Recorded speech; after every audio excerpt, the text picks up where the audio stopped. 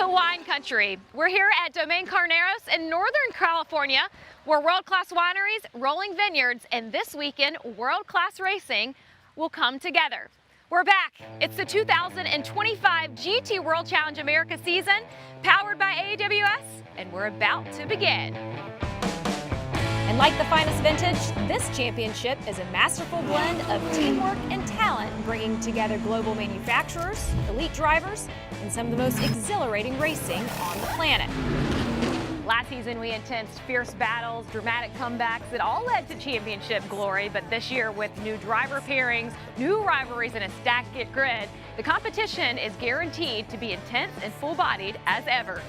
With 19 cars and 38 drivers ready to uncork the action across North America, this championship boasts its strongest manufacturer present yet, including Ferrari, Mercedes-AMG, BMW, Porsche, Aston Martin, and McLaren, just to name a few. America's 7-round tour will take us to some of the most iconic venues in U.S. motorsport, culminating with the grand finale at the racing capital of the world in October.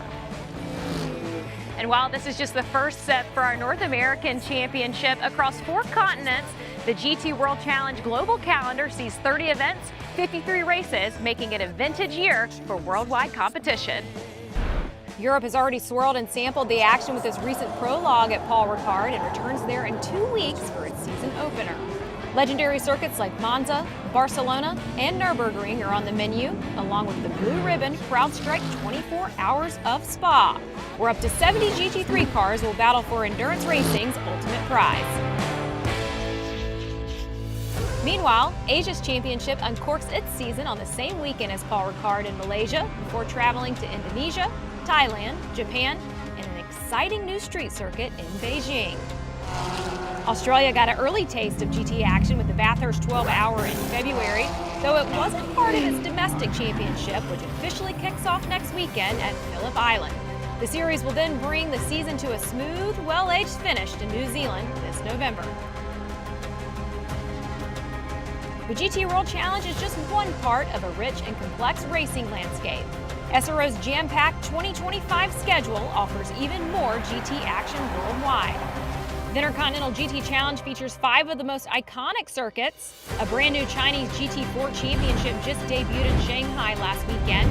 And national GT3 and GT4 series continue to thrive across America, Asia, Australia, and Europe.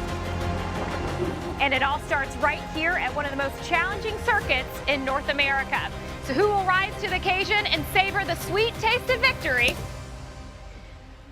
Pour yourself a glass. GT World Challenge America is back.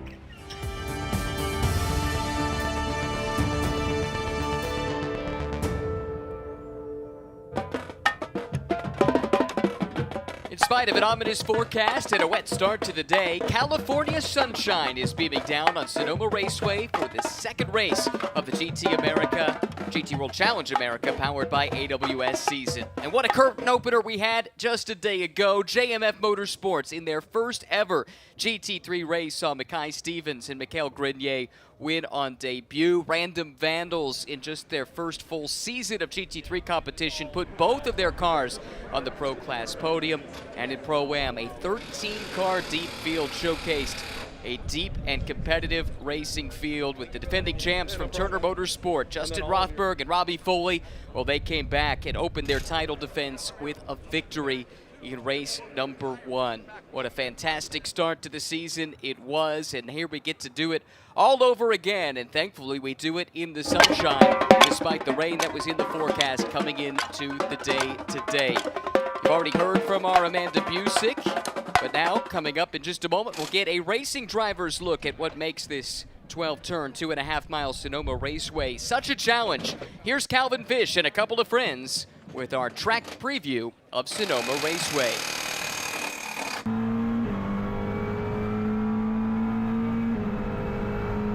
The Sonoma Raceway is a huge challenge. I'm up here in turn 2 with Colin Brown. He swept both races here last year in Pro with George Kurtz aboard the CrowdStrike Racing entry number 04. And Colin, I really feel this racetrack slaps you in the face immediately with a challenge up here into turn 1. Talk us through turn 1 and how you set the car up for this very tricky turn 2. Yeah, it sure does. I mean, it all starts kind of down there at the bottom of the hill. You're flat out in 5th gear, looking up towards the top of the apex, kind of where we're standing here. And it's all about carrying that entry speed, light on the brake for turn 2, getting the car balanced to get it rotated and turned up over the crest here. And the speed is big down there. You're about $145 as you approach that corner. You come down a gear. What is your gear selection through there? 5th gear, and then kind of carrying 5th all the way up till this braking point for turn 2, where you're clicking down a couple gears and then trying to just balance the thing on the brakes. It's really on the limit over the crest. Turn 6 is also known as the carousel. It'd be a fun ride if you get it right. Colin, how do you get it right? Here's a tricky approach. That's a good question. I wish I knew all the time. But yeah, we're up over the crest in kind of 5th gear, light brake over the crest. I think the hardest thing about this corner is here we are on the entry phase. You don't see the middle or the exit of this corner at all. So it's about setting yourself up in the right spot here. There's a couple different approaches. You can kind of take a wide arcing late apex. Some guys run right around the bottom. That's where they find the most grip. But I think it's all about balancing the car on the entry phase and then a good early throttle on the exit to get that drive down to turn 7. One of the more exciting entries in the field this year is the number 99 Random Vandals BMW M4, co-driven by Kenton Cook and this man, Connor De Filippi, BMW factory pilot. Connor, it's been a dozen years since you last competed here. Turn 9, this little chicane here, is it a legitimate overtaking spot here in the race? It most definitely is. It's probably one of the most critical corners on the circuit. We have a long straightaway from the S's leading down here into this brake zone. Obviously, overtaking here, but also leading to the next big overtaking down in turn 11. So you want to hug this as tight as you can without taking the mirror off on the tires, getting a solid exit. So you want to stay a little tighter here on the right to get a solid exit out of the second portion of the chicane to lead you down into turn 11, which is again one of the next overtaking spots on the circuit. It's a big lap here at Sonoma Raceway and it finishes off here in turn 11.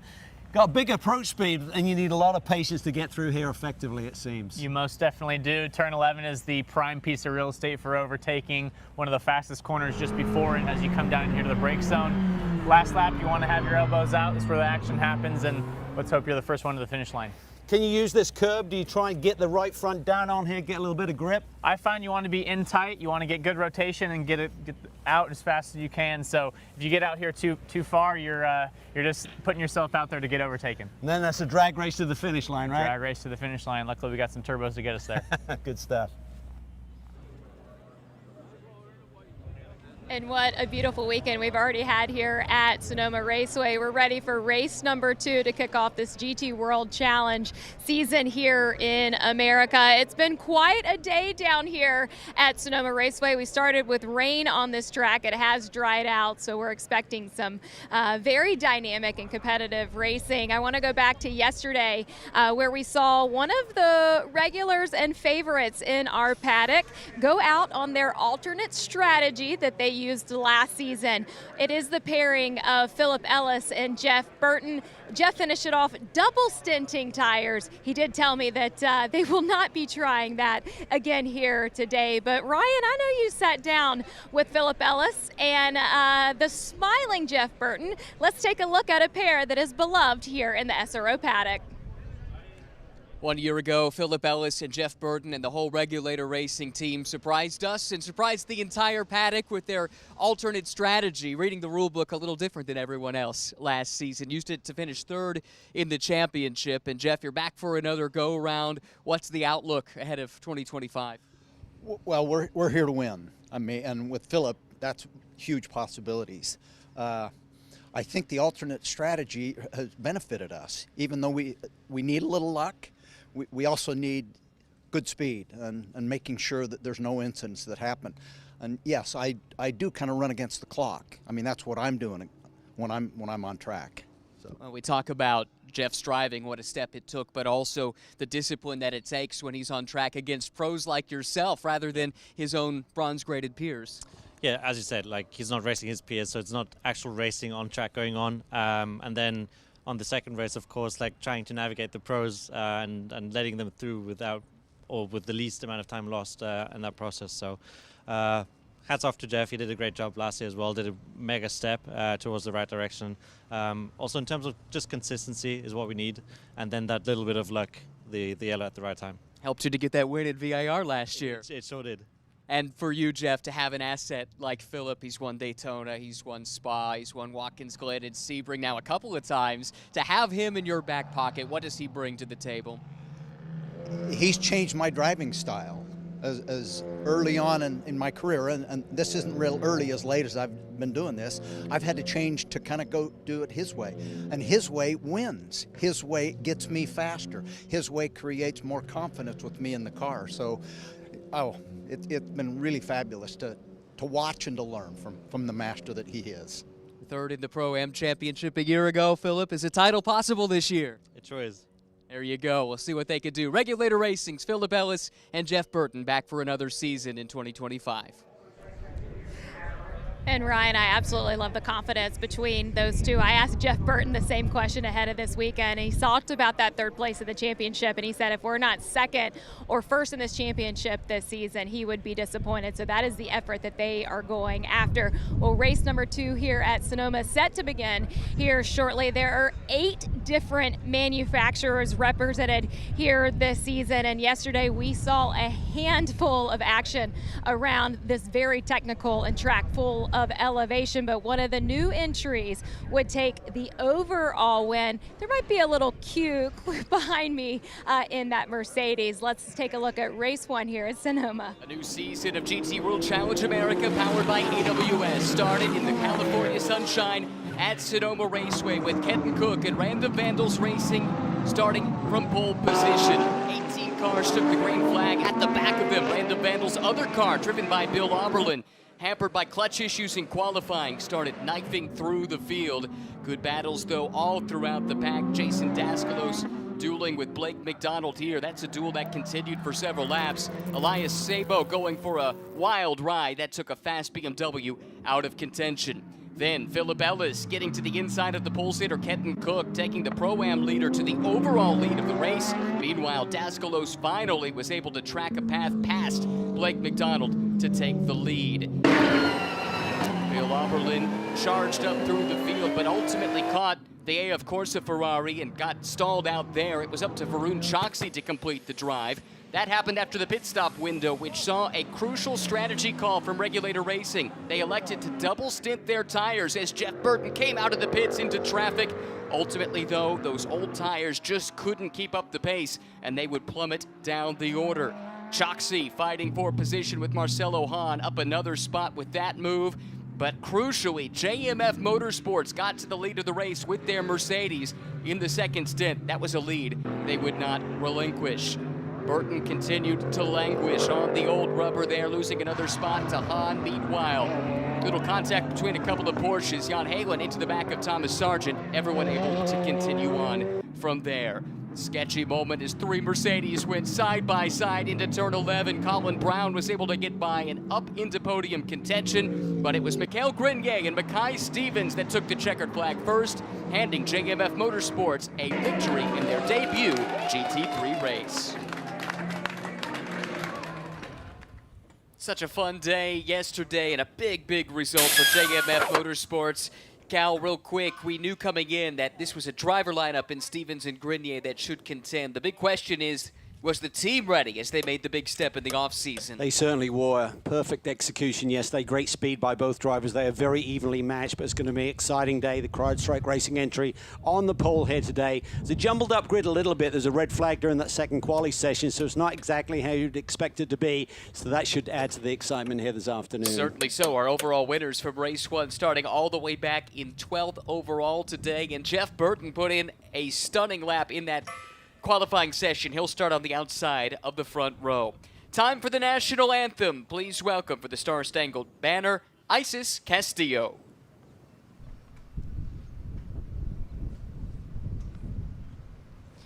Oh, say, can you see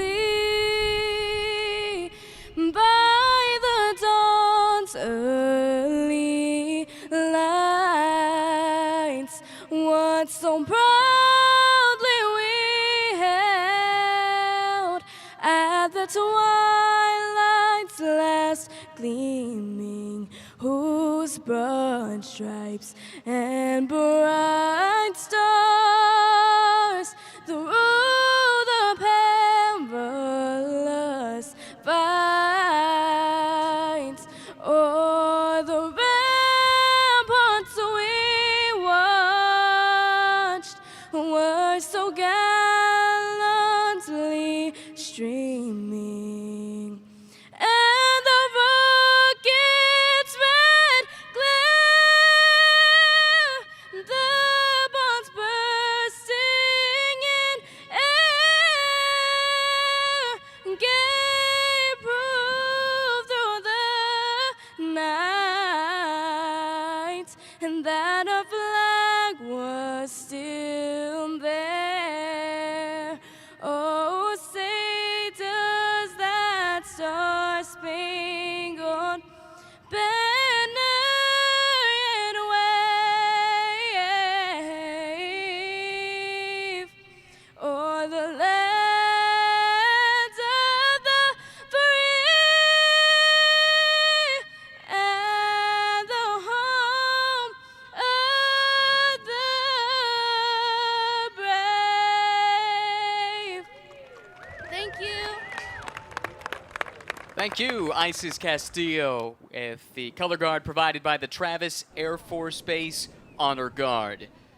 Well, with that, that means we are just moments away from the drivers climbing aboard their race cars, the crews with last-minute handshakes and fist bumps getting prepared for the 90-minute contest that lies ahead. It is a jumbled up grid, as Calvin alluded to earlier. The qualifying session for this race was interrupted by a spin and accident by Kyle Marcelli. Unfortunately, that LAB Motorsports by GT Racing car was withdrawn, so we're down to just 18 cars. But the consequence of that accident coming when it did, and the rule change in the offseason that took away the tire warmers, meant only a handful of cars were able to set laps that were representative of what you would expect once those tires came up to temp. Now, one team that did was this one, Regulator Racing. They pulled some clever strategy, carrying over a set of tires from the first qualifying session to the second. That meant that Jeff Burton went out on rubber that was already warmed up, and consequently, he put in the second fastest lap of what was admittedly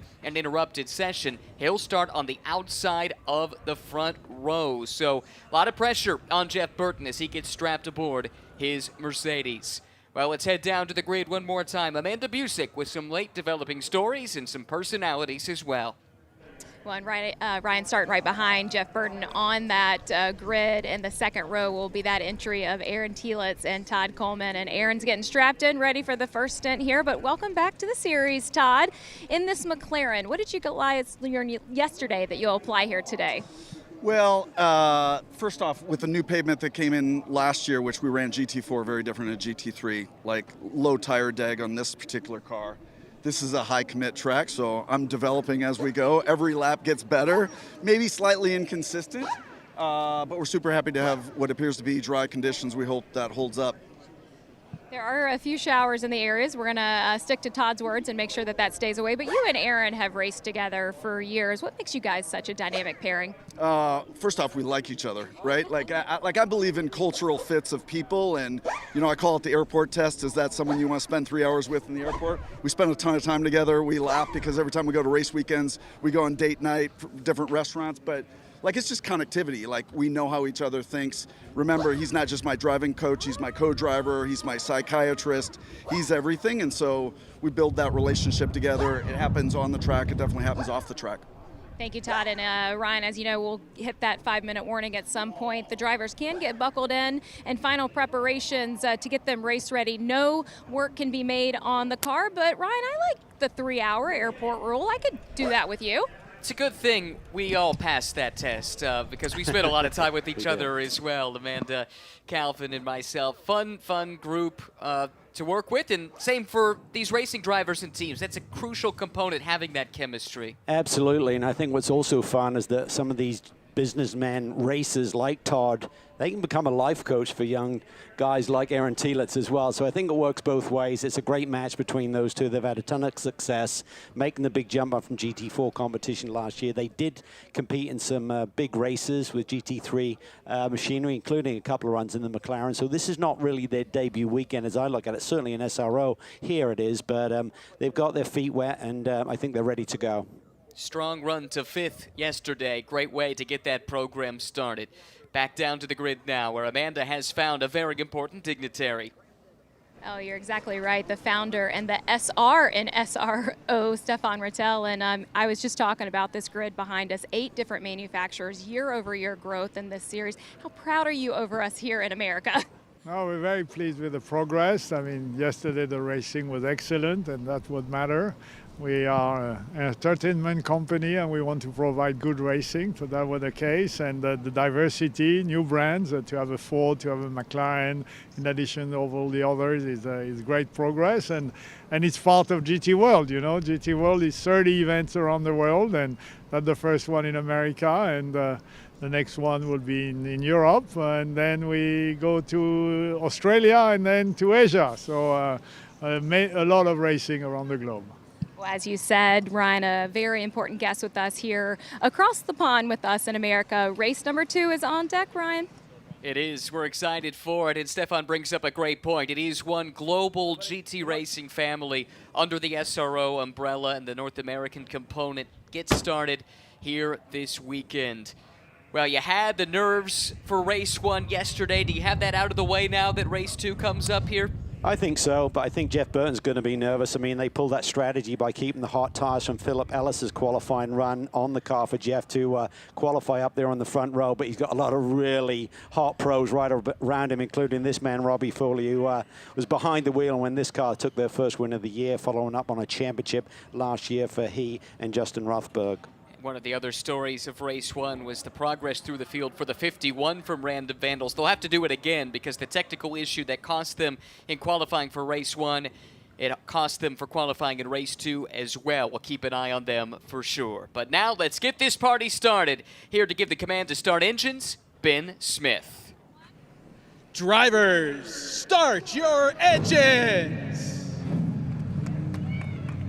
18 GT3 machines have roared to life. We're ready to go for race 2 of the season.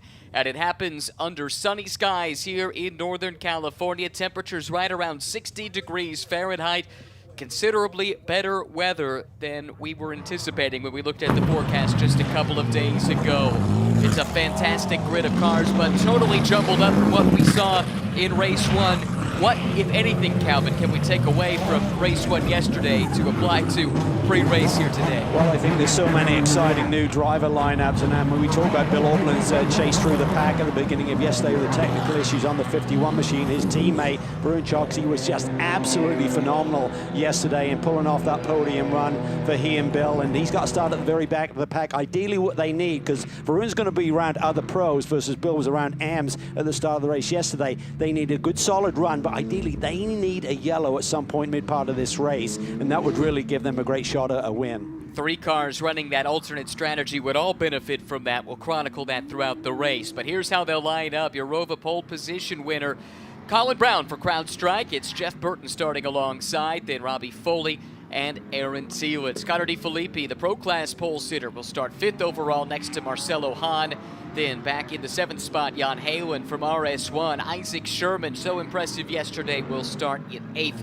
Oz Negri, the only M-Class car in the field, starts 9th. Anthony Lazaro alongside of the Mustang. Then Aaron Povoleto and Mikhail Grenier. Darren Turner and Matt Bell.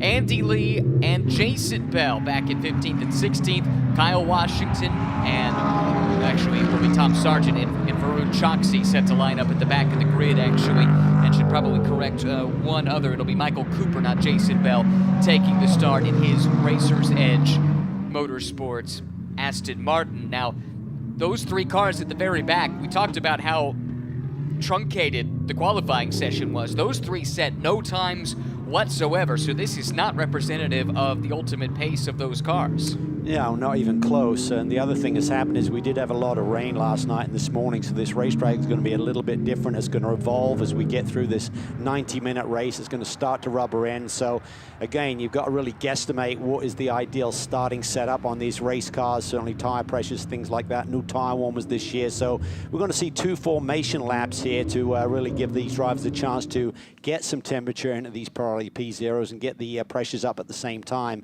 But the clock will start at the end of this first formation lap, and the 90-minute clock will run. If you're Philip Ellis, what was the final message to Jeff Burton? Just stay calm, just stay cool. I mean, I think the other drivers around him will respect that Jeff is maybe a little out of position. He just needs to not make that fatal mistake and spin the car around or get off the road. Just stay calm, find your spot, find where you can settle in, get some clean air, and then just focus forward and hit your marks. Because of the relatively cool conditions, an extra formation lap has been added, but with this being an additional formation lap, the clock has started, so the 90-minute clock already ticking. We'll see the green flag the next time around for these 18 GT3 machines. 3 classes, Pro, Pro-Am, and Am. The cars are all SRO GT3 spec and homologated machines. The only difference is the driver lineup composition.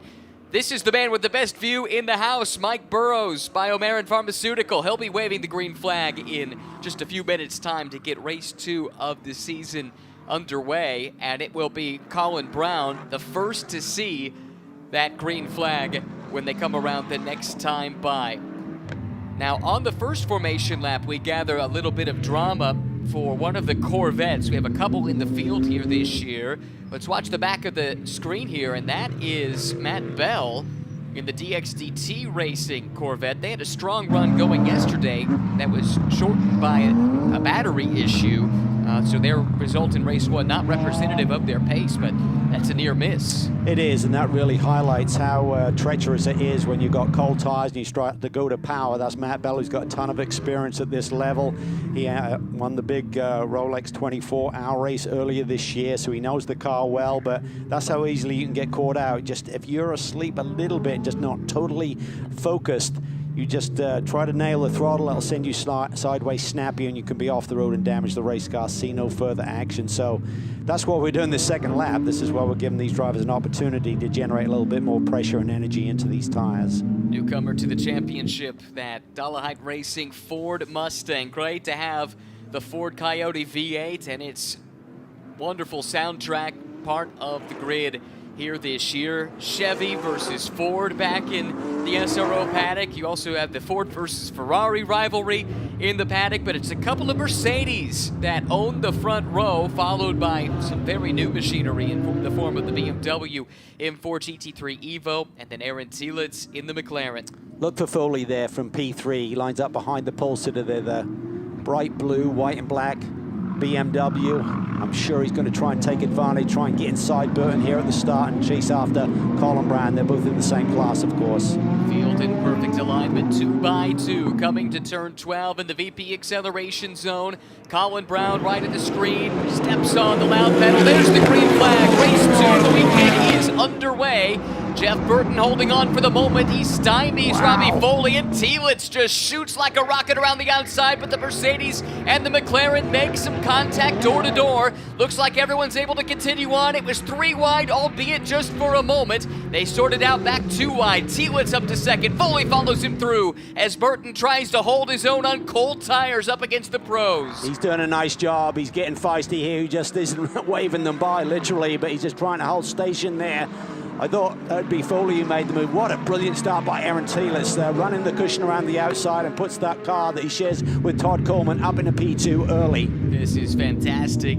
18 cars deep, the battles rage. Michael Cooper on the move here early on. He's up another spot, getting around Anthony Guazzaro in that Mustang. See Tom Sargent there having a little moment in the GMG Porsche coming off the carousel.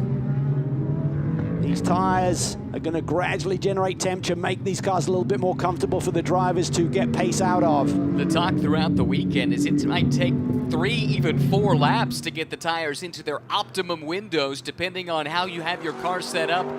but that means that these first few laps will be treacherous as Sargent goes up the inside of Andy Lee and puts the Porsche up ahead of that black and orange BMW. Colin Brown has literally taken off to the tune of 2+ seconds here on this opening salvo. So he's got the bit between his teeth.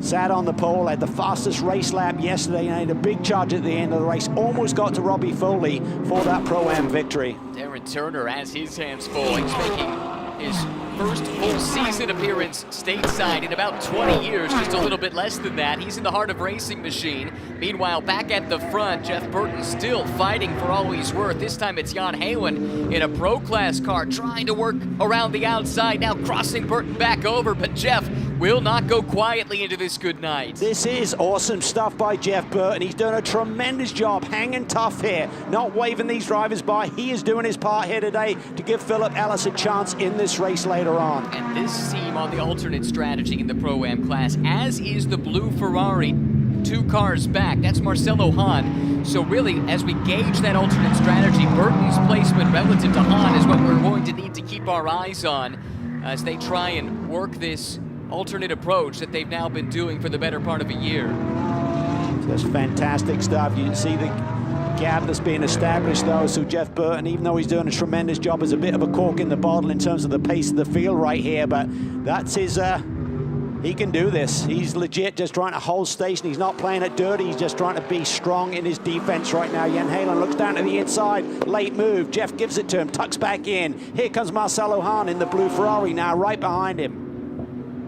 Again, when we talk the alternate strategy, the thing that we need to keep in mind, in the Pro-Am class, you can choose if you want to start your Pro in race 1 or race 2. Most teams started their Pro in this race, which means that now we have a couple of lesser experienced drivers, the likes of Jeff Burton and Marcelo Hahn, up against the pros in the other lineups. They've got some good track position, and they're going to fight for it because the less ground they can lose in their stint makes it that much easier for their pros when the roles are reversed in stint number 2. Absolutely.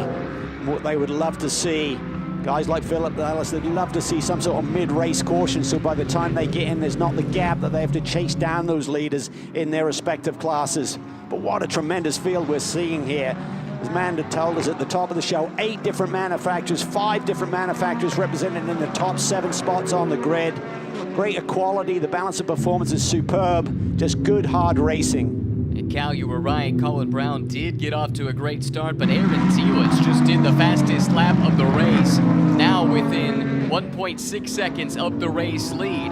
Meanwhile, we talked about the fact that our overall winners from a day ago were mired back in traffic. They were caught out by that red flag in qualifying yesterday and not making up a whole lot of ground. Mikhail Grenier stuck back in 15th. Well, it's a tough group. You've got all the top pros out there, so we're not having that track position and getting stymied by that red flag in his qualifying run. Really put them on the back foot, but they just got to be careful here. They're the championship leaders. Don't take any high risk. You know, Mackay Stevens is going to be superb in the second run here today. He had equal pace to the Mercedes factory driver, Mikhail Grenier, here yesterday in race conditions. There's Bill Oberlin up on the box, so ignore the fact that it says Oberlin on the timing pylon. This is Varun Choksi who takes the start. This is another team that's on the alternate strategy because in the pro class here at America, you must run 1 silver graded driver at least as part of your lineup. Most of the pro lineups, the other 3, are starting their higher graded driver today, but Random Vandals doing the opposite. A couple of others, just to let you know, it shows as Jason Bell back in 14th, but that should be Michael Cooper. He took the start here today. And also Kyle Washington listed in 13th, but that's Tom Sargent. So we'll try and get that corrected, but just wanted to let folks know if you're looking for those drivers, expecting them to be in the race, they are, and that's where they are running at the moment. Here's Connor De Filippi. Finished runner-up here yesterday. He and Kenton Cook had a really good day. Had a bit of a slow pit stop, and I think ultimately that cost them the victory, so they'll try and tidy that up here today. They're learning the ropes of getting into sync on the pit stop, minimum stop time, which is 85 seconds here today. Maximum drive time for any of the two drivers in your car is 50 minutes.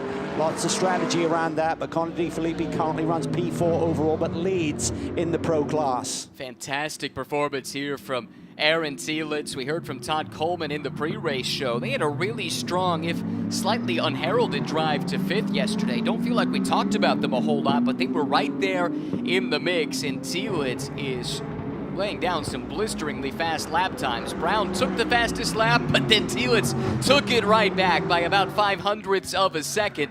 Nip and tuck between two top GT drivers, Brown and Telitz, at the front of the field. Yeah, Telitz had the bit between his teeth, immediately made that big sweep around the outside. I expected it to be Foley, who came out the first few corners sitting in P2, but no, Telitz did a little bit sideways there coming up over the top of the hill, so maybe they got a bit aggressive with their tire pressures, and he may pay the price a little bit deeper into the run. We'll have to watch for that.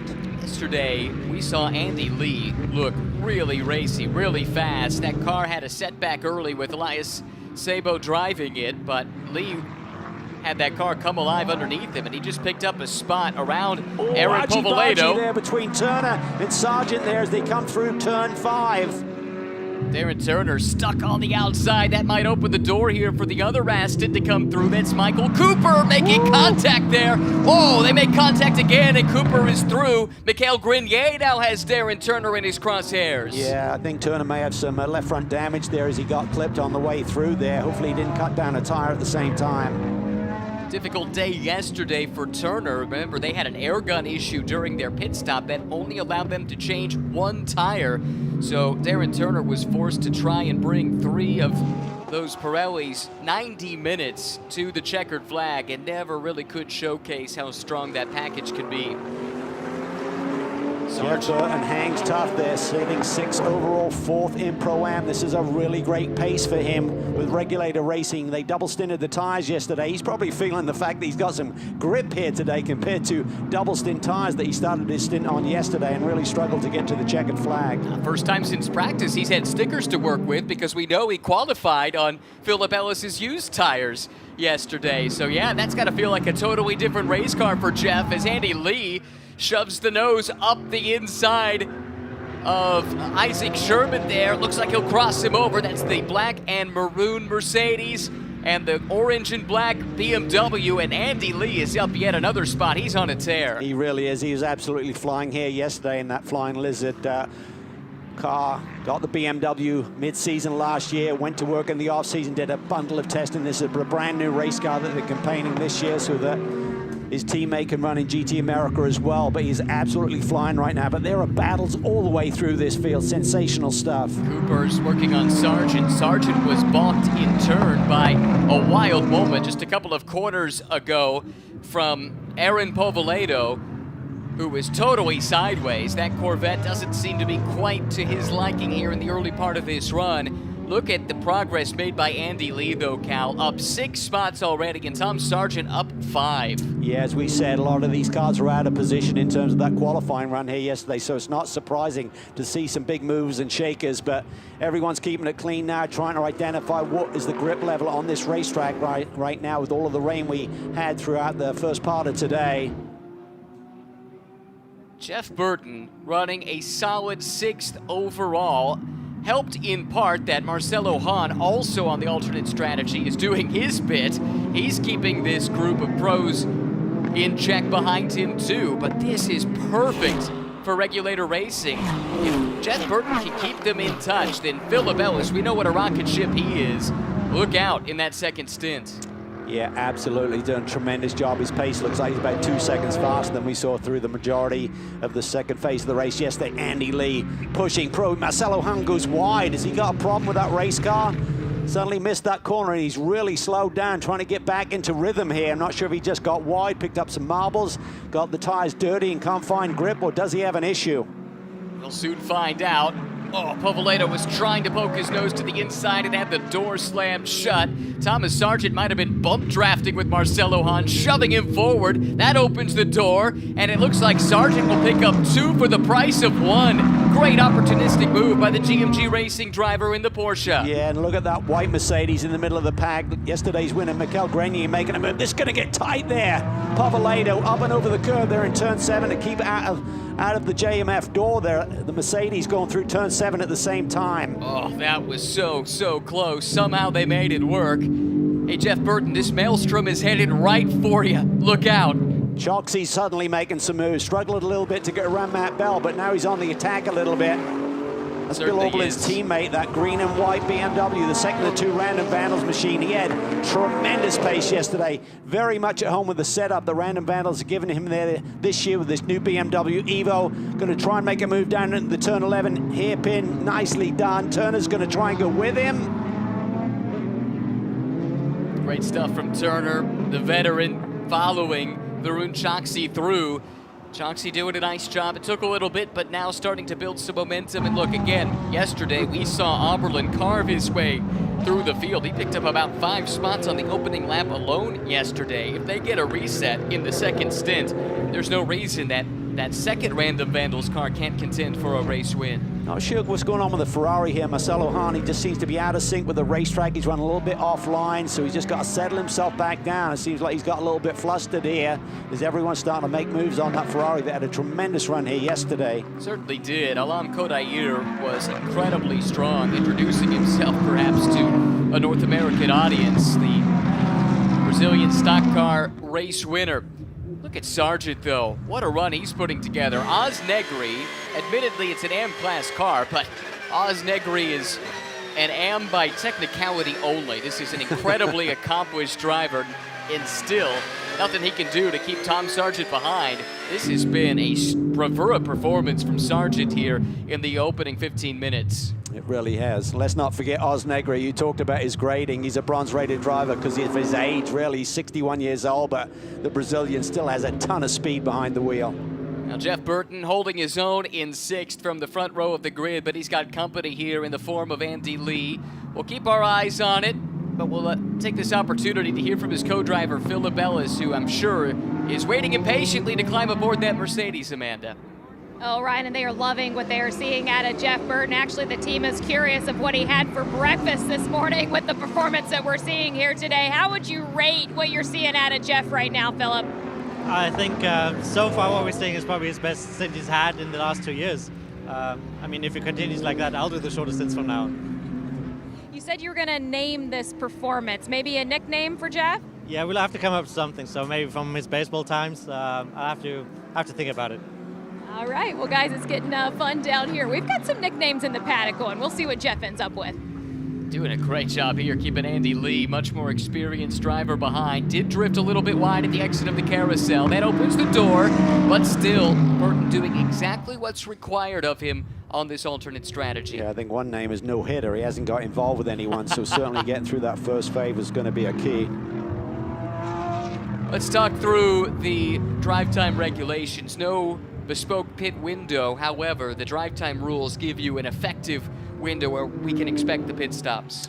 Yeah, you can. So the earliest they can come in is with 51 minutes and 25 seconds left on the board. As you look at the clock right now, it's 72 minutes plus. So at that point, you could come in, do the minimum stop time of 85 seconds, and then Philip Ellis could be released and not exceed that 50 minutes maximum drive time. So you'd have to think they'll bring Burton in at the first opportunity.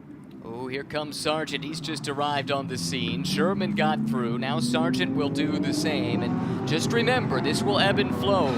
These are all Pro-Am cars, by and large, that we're looking at here that are on different cycles. So right now, Jeff Burton and that Regulator Racing team taking their medicine a little bit, but the shoe will be on the other foot in the second half of the race.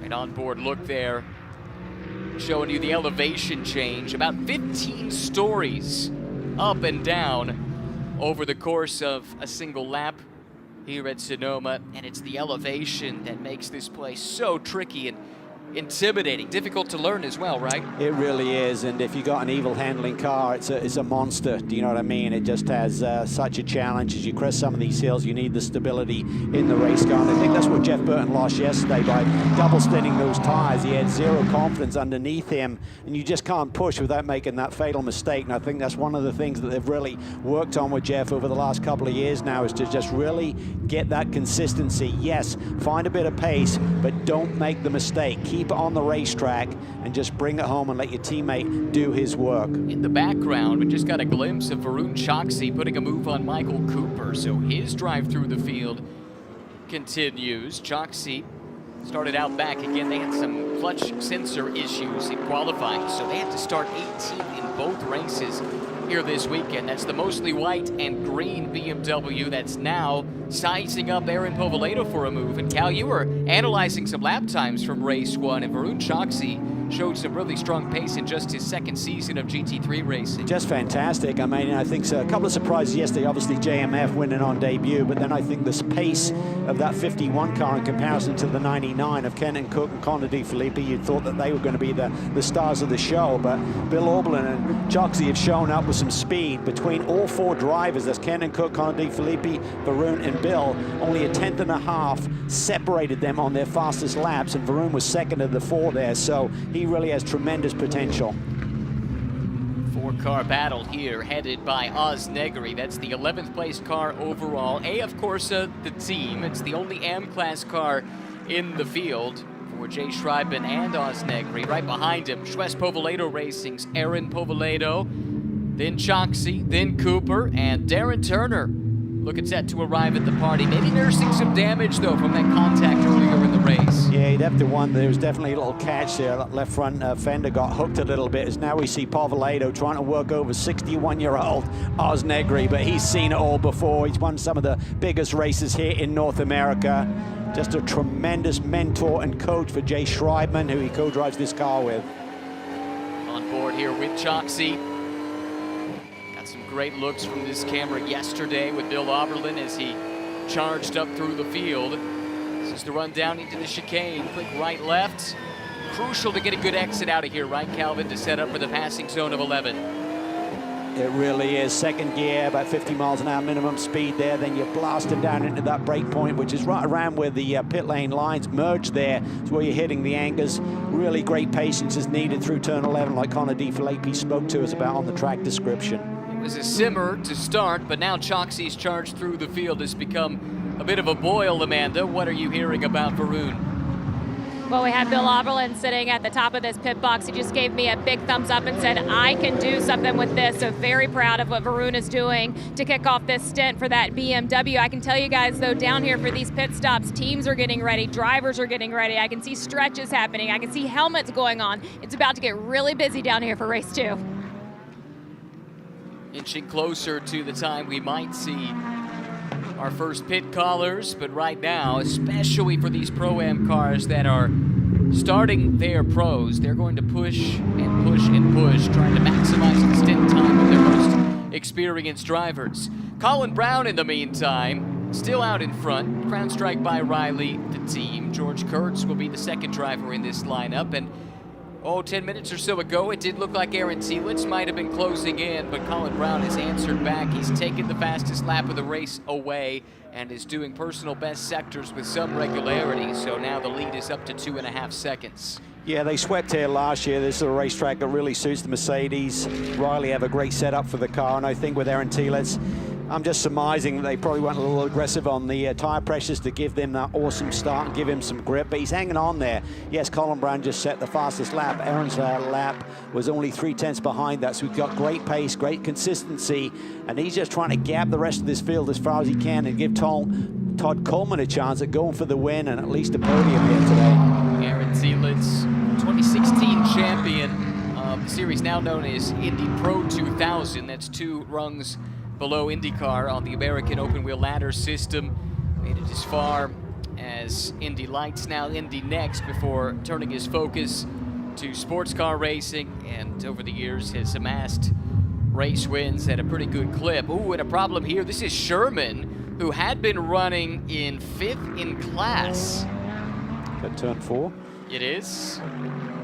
So easy to miss that corner. You just the margins are so small. There's such a small window between doing the downshift, break in and turn in, and if you miss it, it's really hard to recover.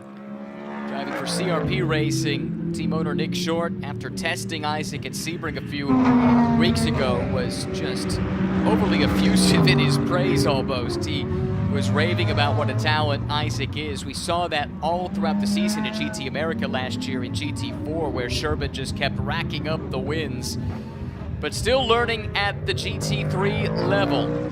Let's take a look back and see what happened to Sherman. Top of the hill in turn 4. Whoa, that happened early. He really did. I'm not sure if he just dropped the left rear wheel as he's about to turn in and just sent him for a spin. Tell you what, though, they finished 4th yesterday, Daskalos and Sherman. CRP Racing, not new to racing at this level. They've done pit stops before, and they've run some long races before, but it's been a number of years. So they had to kind of dust off the old equipment when this came together just a few weeks ago. It was a very late call to make the step up to GT World Challenge America from the GT America ranks. Look at this traffic jam. It's Jeff Burton holding off Oz Negri, who didn't give much space to Aaron Povolato there, did he? He didn't. That was really tight. Almost dropped the wheels. Aaron's not going to be happy about that. He's probing. He's looking for a way, and I think Varun may have an opportunity to set them both up here in that green and white BMW. Certainly the BMW gets its lap time from point A to point B a lot of the time, so it's got good acceleration, good power. If he can get a good clean run here through the carousel, maybe he can be looking for a move into the brake zone into turn 7. This freight train is slowly but surely reeling in Jeff Burton. So we're looking at 9th through 14th on the road. All 3 classes represented in this battle, with Negri the M-Class leader, only car in the M-Class, and then Povolato from Pro-Am, Choxy from Pro, and a whole slew of other Pro-Am entries in the mix too. Povolato looking to the inside, but wasn't really close enough to make a legitimate attempt. Now, you can have it in your head, listen, I'm going to outbrake this guy, but when you're up against someone like Oz Negri and he takes it in deep, you just get into that field. You feel that you don't have it, and you just have to let it go and let the moment go by and wait for another opportunity. So despite him really wanting to make a move and feeling good under the braking with that new Corvette that they're campaigning, Oz Negri is equally up to the challenge, it looks like. Now Negri finds himself under assault once again. In the meantime, do have the Dollar Height Racing Ford Mustang making its series debut this weekend. Anthony Lazaro, the veteran, behind the wheel, but a good battle going on here between Lazaro and Marcelo Hahn, who had been in the heart of that scrap that we're looking at right here just a few laps ago, but has dropped off the pace somewhat.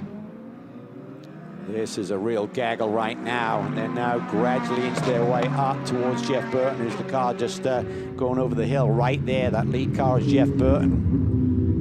And this is going to get really feisty here as Negri gets on the power early. Awesome exit there by Negri in the Ferrari. Maybe a slight miscue from Burton as well. Does it open up an opportunity? If it's going to happen, it needs to happen around the outside. He's going to fill that gap. Negri tried to set up Burton, and Povolato was there and pounced immediately, and Varun goes through as well. Here comes Michael Cooper. That's how fast it can happen. One misjudged passing attempt, and you can lose 3 spots in 1 quarter. Yeah, I think Oz Negri just had such a great run. Couldn't get to the inside, tried to go around the outside, and suddenly that gap was filled on the apex of the corner. Lost 3 spots in that one move. Povolato sizing up Burton now. He needs to get around and clear off because they know the shoe will switch feet in the second stint. Povolato looks to the inside, but Burton good on the brakes. Here comes Choxy around the outside. BMW versus Corvette, and that very nearly left Choxy vulnerable to Michael Cooper in the Aston. Yeah, Varun's doing a really nice job here. I'm just waiting for him to get impatient and suddenly have a little bit of contact here. He knows he's got a fast car. He's got more pace than anyone around him, but he's just got to be patient here. As Bill Oberlin said to Amanda, I can do something with this. So I know it's not ideal. He'd love to be scampering down the road ahead of these two, but you can't afford to throw it all away or get a penalty.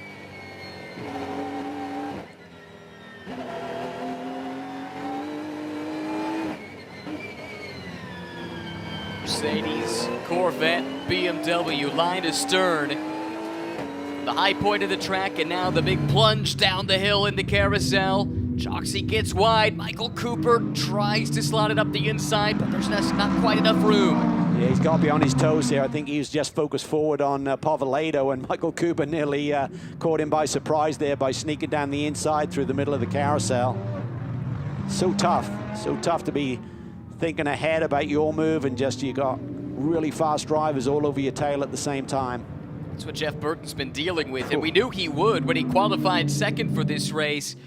It's not done yet, but this might be the most impressive stint we have seen from Jeff Burton. Oh, he's in there shallow. That was a little mistake by Jeff Burton. Takes too much pace in there, but he recovers, he keeps it. It's going to open up the door for Varun, though. He could get both of these cars by the time they get to the middle pedal. Oh boy, hold your breath. It's 3 wide down into turn 11. Choxy is through. Povoledo rolls the outside, but Burton fights back. Doesn't look like he'll have the oomph out of the corner, though, so put the Corvette up another spot. Now Michael Cooper next in line to take his shot at Jeff Burton. Now we're going to see what sort of pace Varun has. He's got nice clean air on the front end of that BMW. How much did he have to use up? Now Cooper gets through as well.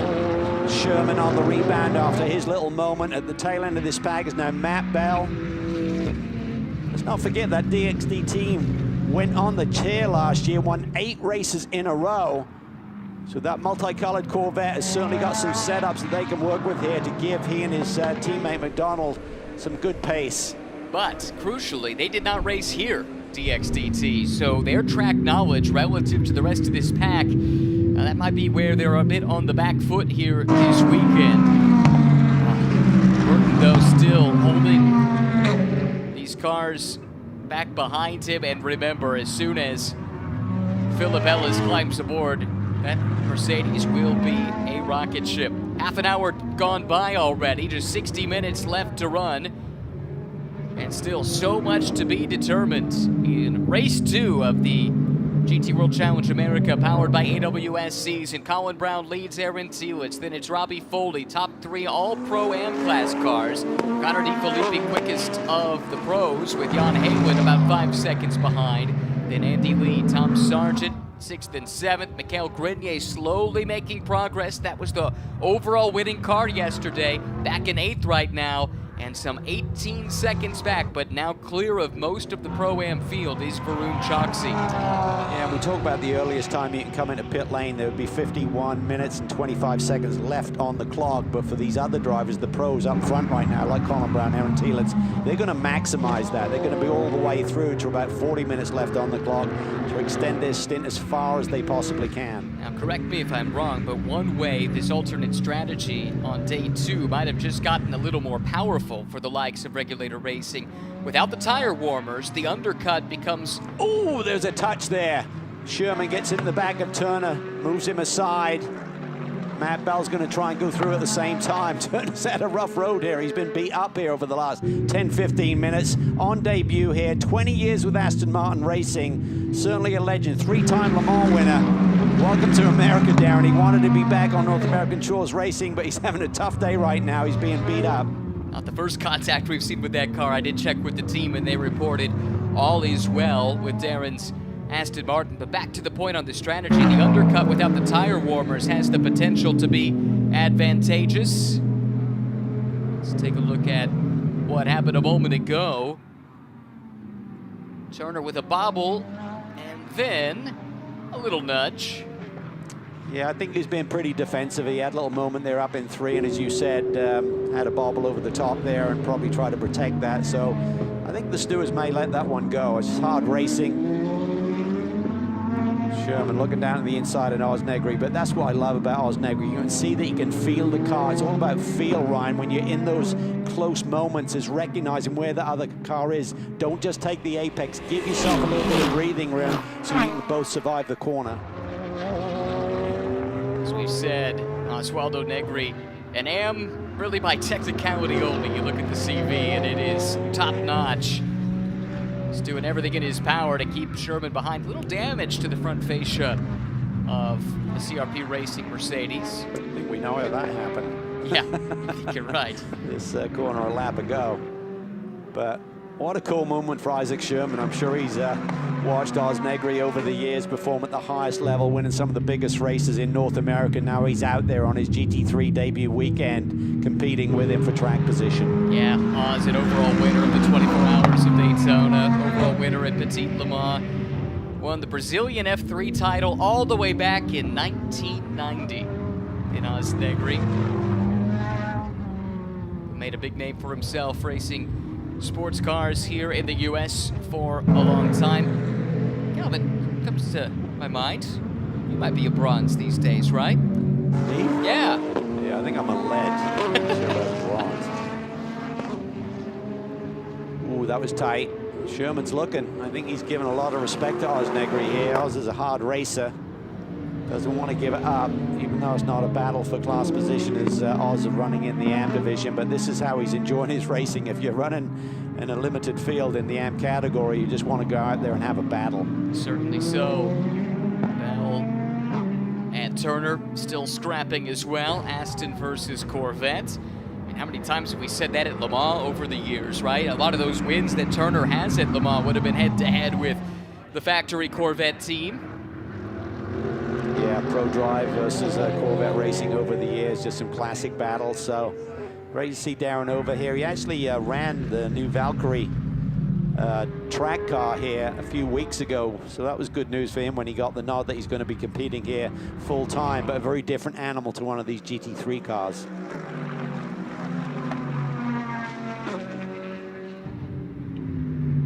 Some lap times here since Choxy has escaped that pack. He's now running lap times in the mid-35 range, which is very respectable. But he's got a lot of work to do. The gap to Mikel Grenier, the next pro car up the road, is now over 20 seconds. So that cost him dearly, just being mired in that pack, trying to cut his way through the field from that poor grid position after having the technical issues here yesterday morning. They showed yesterday they could fight their way back through. Bill Oberlin was must-see TV in that first stint and sounds sanguine about his chances. Oh, got his wheels in the dirt there. Isaac Sherman just trying to line up into the brake zone. Gets lucky, misses everything. Just got the left sides in the dirt as he tried to get it well down for the turn 9 chicane. Somehow managed to miss both tire bales there. That's unbelievable.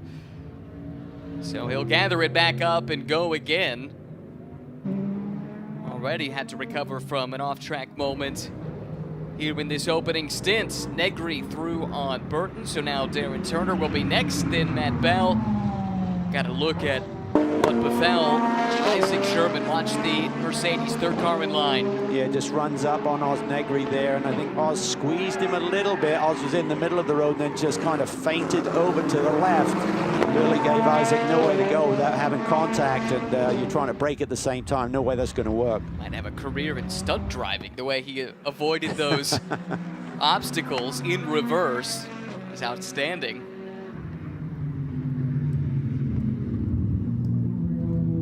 Pit window 2 minutes effectively away. should be opening here in, what, a lap and a half? Yeah, it depends where your track position is and who gets to that mark first. It's not always going to be necessarily the leaders. It can be someone deep in the pack, but for Jeff Burton, I think he'll be in not this lap, but the lap after. Most cars will probably run deep into the drive time of their starting driver because most of the lineups have their more experienced, higher graded driver in their lineup in the car at the moment, but certainly the Marcelo Hahn Alam Kodair car, you would expect maybe they might make a change based on lap times yesterday. Maybe the Dolahite team would think about it to make an early call that also helps them. Well, it doesn't, it could help them maybe depending on how yellows play out. And then there's the thought about maybe doing the same thing with Choxy. He's got clean track right now and his pace is good. Do you maybe sacrifice some of that, though, to get Bill Oberlin in the car? That's something Random Vandals will have to decide upon. I think their pace was so similar yesterday. All four drivers, as we said, between the two cars were only separated by a tenth and a half. But now Colin Brown's getting balked a little bit here as he tries to clear this traffic. That's the overall race leader there, lapping Hahn, and now he's coming up on Dolahite as well. Excuse me, Lazaro as well. This will help Aaron Thielitz. He carved off 0.6 of a second in that final He's sector right alone. there. Yep.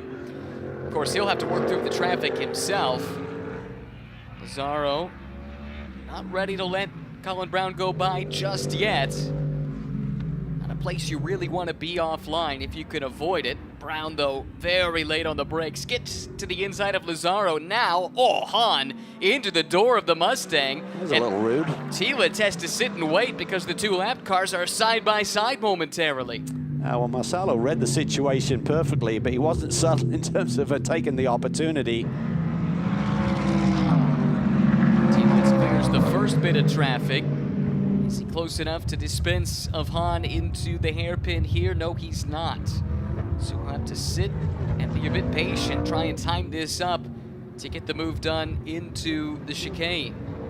I think Hahn has got some pace when he hits his marks, but he has this Oz bobble here. He gets a little bit out of rhythm with his circuits. Now we see Burton in. There you see the time on the clock had to be 51:25 or less. So by the time you take 85 seconds from pit in to pit out, that means when Philip Ellis gets on the racetrack, there'll be 50 minutes and less. He'll be inside of that rule.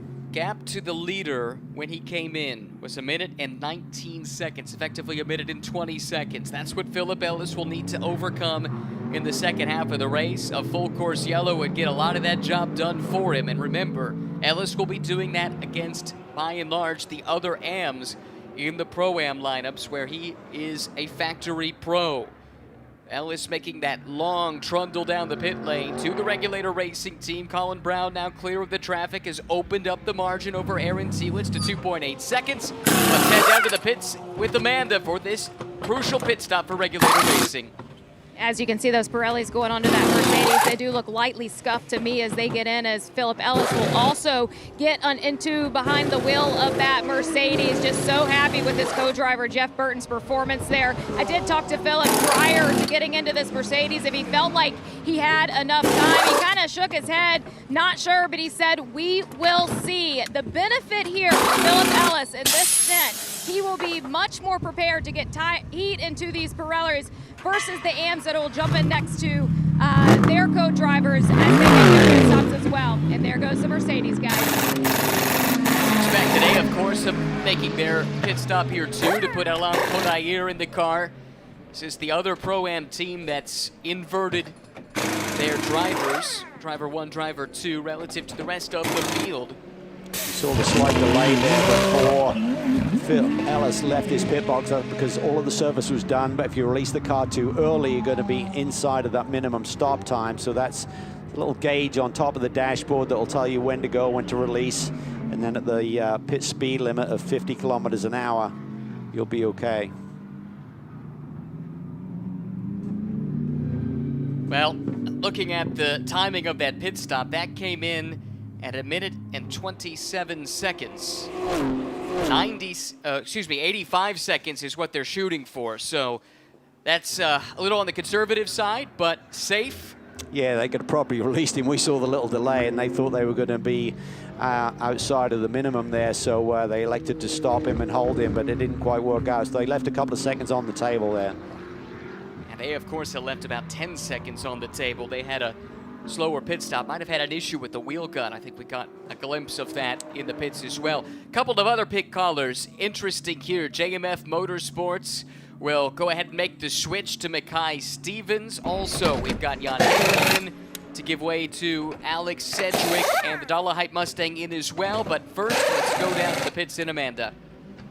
Oh, and I just heard Brian Sellers tell Jeff Burton what a way to hold those guys around you. Jeff, just what it's like to be surrounded by those pro drivers, and you held it on your own. They are so good, those guys. You know, I compliment them all, and they were very polite. Even when I had to let them go, it wasn't like push me out of the way. They were really good about it. And it was so much fun for me to get in line, to get with them, and that they had to go around me to go. Your team was wondering what you had for breakfast. A lot of good sleep. Nice job, Jeff. I wouldn't give up that secret either. Varun Choksi is in. Bill Auberlin will have the final 47 minutes of the race. Different strategy here. Ain't Chip got a light scuff on? They look pretty brand new. Label sticker still on there versus the wall scrub tires that Philip Ellis elected to go with. So different thought and strategy here in terms of what is ideal to get this car as quickly to the checkered flag as possible. Bill Aublin's probably going to struggle a little bit more than Philip Ellis on his out laps, but then the car and the tires should be a little bit stronger towards the end. Great pit stop by the RS1 team. They came in just 0.7 of a second over the minimum, so very close to perfect. Let's check the time On a DeFilippi in a lap later. Kenton Cook going to be jumping in here. This car finished second here yesterday, coming in with the pro lead. Stop for Random Vandals, the first one. It was pretty darn close to the mark as well. 9/10 over the minimum. That's pretty good. I mean, they'll tighten that up as the season goes on. So again, you got to knock the rust off in terms of your strategy and your pit stop execution. First weekend of the year, easy to make mistakes. Got to be in sync, no panic. There's plenty of time to do it. But any little bobble, you can suddenly lose precious seconds on pit lane. And for this team, they left a couple on the board. No question about it. Now Philip Ellis puts his head down, trying to build temperature as quickly as he can. This is his time to shine. Here in the pit sequence, he can make up a lot of time, and then he'll need to carve through the field to try and regain the ground lost in the opening stint by the alternate strategy. Kenton Cook climbs aboard, and that's another slightly slow stop, Cal. This happened to them yesterday, where they were up in the 140s. This is a 142. 142? Yeah. Goodness, that's 17 seconds outside. They were not that far off of that yesterday, which contributed to them not winning. Remember, they led the bulk of the race in the pro class yesterday, and now Kenton Cook's got to get the tires up to temp. He has to contend with Robbie Foley while doing so. Somehow, some way, fends Robbie off. Robbie with a bit more pace, perhaps, in that car at that stage. Of course, this is a car on warm tires here and on low fuel. Yeah, well, it takes a good, even with the slightly higher ambient here this afternoon, a good 3-4 laps to get them into their total sweet spot. Admittedly, Foley's tires are well worn, running deep into this stint. So he's got another 4 minutes or so before he has to hit pit lane. So he could probably go another 2 laps if they wanted to push it to the absolute maximum before hitting pit lane. 40 minutes on the clock, you better have been in pit lane, otherwise you're going to get some penalties. Look out for that. Brown, Telitz, Foley, Lee, Sargent, Povolato, really everyone down to Sherman in 10th. They all still owe us a pit stop at this stage. I think we might have an answer to the mystery that led to the long pit stop for Random Vandals Racing. Let's get that information now, Amanda. Yeah, I was talking to the team. I'm over here to talk to Vrun Chosky, but just real quick so you guys can get back to it. Sounds like it was a fuel flow issue for the 99 that caused that slow stop. Amanda, if you could ask if that's the same thing that happened yesterday, because this car had a stop of a similar length in race number 1, and I'm curious if that could be the culprit across both races. I am hearing from Paul Sparty that it's not the same thing that happened yesterday. They're just trying to get an idea around how this one happened today and figure out what the culprit was on this stop. But from Alberto Pino, he is saying that it's a fuel flow issue for this current stop. Okay, so that's on the fueling mechanism then, Cal? Yeah, I mean, obviously it's just not flowing at the correct rate. I mean, these cars are pretty thirsty around this racetrack, so you got to get them topped up and get enough on board to get to the finish. Remember last year at Barber when they had the pole and had the lead there, and they had a similar issue with fuel where they had to come back in. So you can't afford to do that, have to come down pit lane. You're better to wait and pay the price there and then, but they got to get that sorted out. Those are the little nuances between winning and almost winning. Osnegri ran as long as he could. For of course, it will be his teammate Jay Schreibman set to jump aboard. So with the dramas in the pits for Random Vandals, this becomes effectively the leader in the pro class here. Alex Sedgwick could end up cycling through to the overall lead. Ultimately, we expect that this car should get up close to the overall lead once they work through some traffic, but 42.5 minutes still to go in this one. And RS1 with some great pit execution when others faltered. This could be a big day for them. It really could, because Sedgwick, I was looking at his times after the race yesterday, he's really impressive. This British driver getting this great opportunity here with RS1. Got a great teammate with so much experience in Jan Halen, but Sedgwick's pace yesterday was really, really impressive. So now he's got the track position. I don't think they have the fastest car in that pro field, but with that track position and with the gap, more importantly, he may have something to work with here. I think the gap right now is about 12 seconds to Kenton Cook, who kind of gave up that margin with that really tardy pit stop. Man, that's frustrating for Random Vandals, especially if it is 2 separate issues. Now, what's going on here?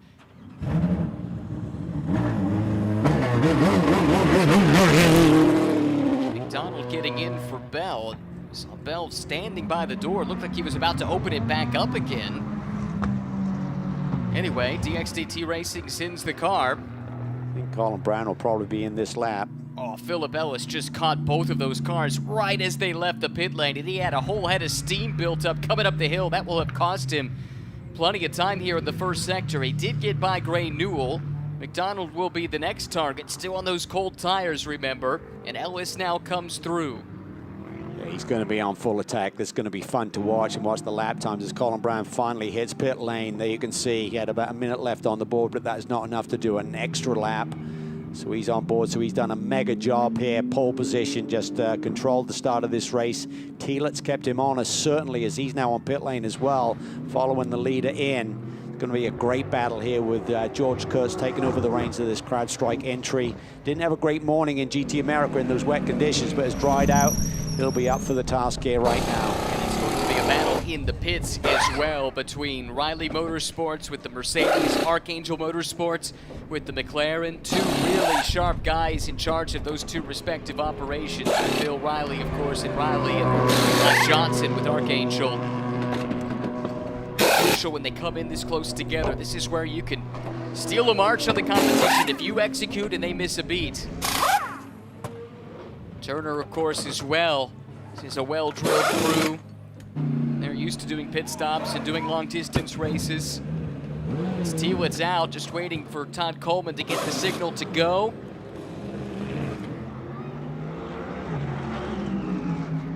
Isaac Sherman giving way to Jason Daskalos. Philip Ellis comes through. Looks like Ellis is set to cycle through quite a ways forward. This looks like it's going to work out pretty well. This is the car that had been the overall leader. George Kurtz now aboard the machine. This is lap traffic, I believe, effectively up ahead of him. Now we see the McLaren come out. Now we see Turner come out. That looks like a slow stop for the McLaren. It really does. I mean, they've certainly lost some track position here, so it looks like Todd Coleman either had trouble getting that driver change down, but they're pretty tardy there. Now it's Rothberg behind the wheel of the Turner Motorsports BMW and jumps him. 9 seconds slow on that pit stop, and that's the difference. That costs him a couple of positions at least, leaving the pit lane. Well, one position at least, leaving the pit lane. It's brutal for Aaron Tieletz when you just got the hammer down, does such an amazing stint. And I mean, it's a team, so you all take it on the chin, but nonetheless, when you're the driver and you've just been trying to eke every single tenth out of every lap on the opening stint, and to lose a bundle of seconds like that is certainly frustrating. But as early in the season, it's a learning game for that whole group, led by Mike Johnson at Archangel. They're a top-notch team. Mike is renowned as one of the top strategists in any paddock here in North America. So they'll sort it out. They'll come back stronger, certainly in that aspect of their game. We're about a half a lap away from everything cycling through, and they will know the full picture of things. But this should be the car that retains the overall lead, thanks to that great stint from Colin Brown and perfect execution in the pits by the Riley team. And now George Kurtz, who's no stranger to doing stints on tires without tire warmers. Remember, he's a longtime competitor in GT America, which has never had tire warmers, so this is not much adaptation needed for him. He's working to build that pace up as quickly as possible, mostly to consolidate his lead relative to the rest of the Pro-Am class. And in the meantime, Philip Ellis continues to charge. He just got around Ross Schwest. That is for 7th in the Pro-Am ranks and 11th overall. Yeah, he's got a long way to go, though, to catch George Kurtz. He is a monstrous amount of seconds down the road. I think it's up over a minute plus. So it's going to be a tall order, but you know he's just going to keep his head down. You'd anticipate maybe a 2-second advantage over the lead CrowdStrike car. So a lot of work. I think it's going to take some help with the yellow or a mistake by George to be able to catch him, but you know he's not going to give up. To your point, full course yellow and a safety car condensing these gaps, and it's game on for Philip Ellis in Regulator Racing. The problem when you compare the two pro stints, Colin Brown had clean air. He had the pole, he just took off running his own race. So Ellis certainly has this similar pace in the Mercedes, but he's got to fight his way through traffic. So the stint length for the entirety of the race is going to be a lot longer because of the traffic you're having to get through. but you get more Philip Ellis than you got Colin Brown because of when they made their pit stops. Yes. So that's the yin and the yang of the thing. We'll see how it plays out. That's the fun of it. Rothberg and Coleman doing battle. We saw Coleman lose that spot in the pit stop shuffles. Or excuse me, Coleman lose that spot. Now he has Rothberg just up ahead. See what he could do. Rothberg, of course, the reigning champion, backed up that Pro-Am title of a year ago with a season-opening win here in 2025 yesterday. Yeah, and we'll look at as they cross the stripe this time. So it's about 17 seconds between George Kurtz and Justin Rothberg, who runs 3rd overall and 2nd in Pro-Am.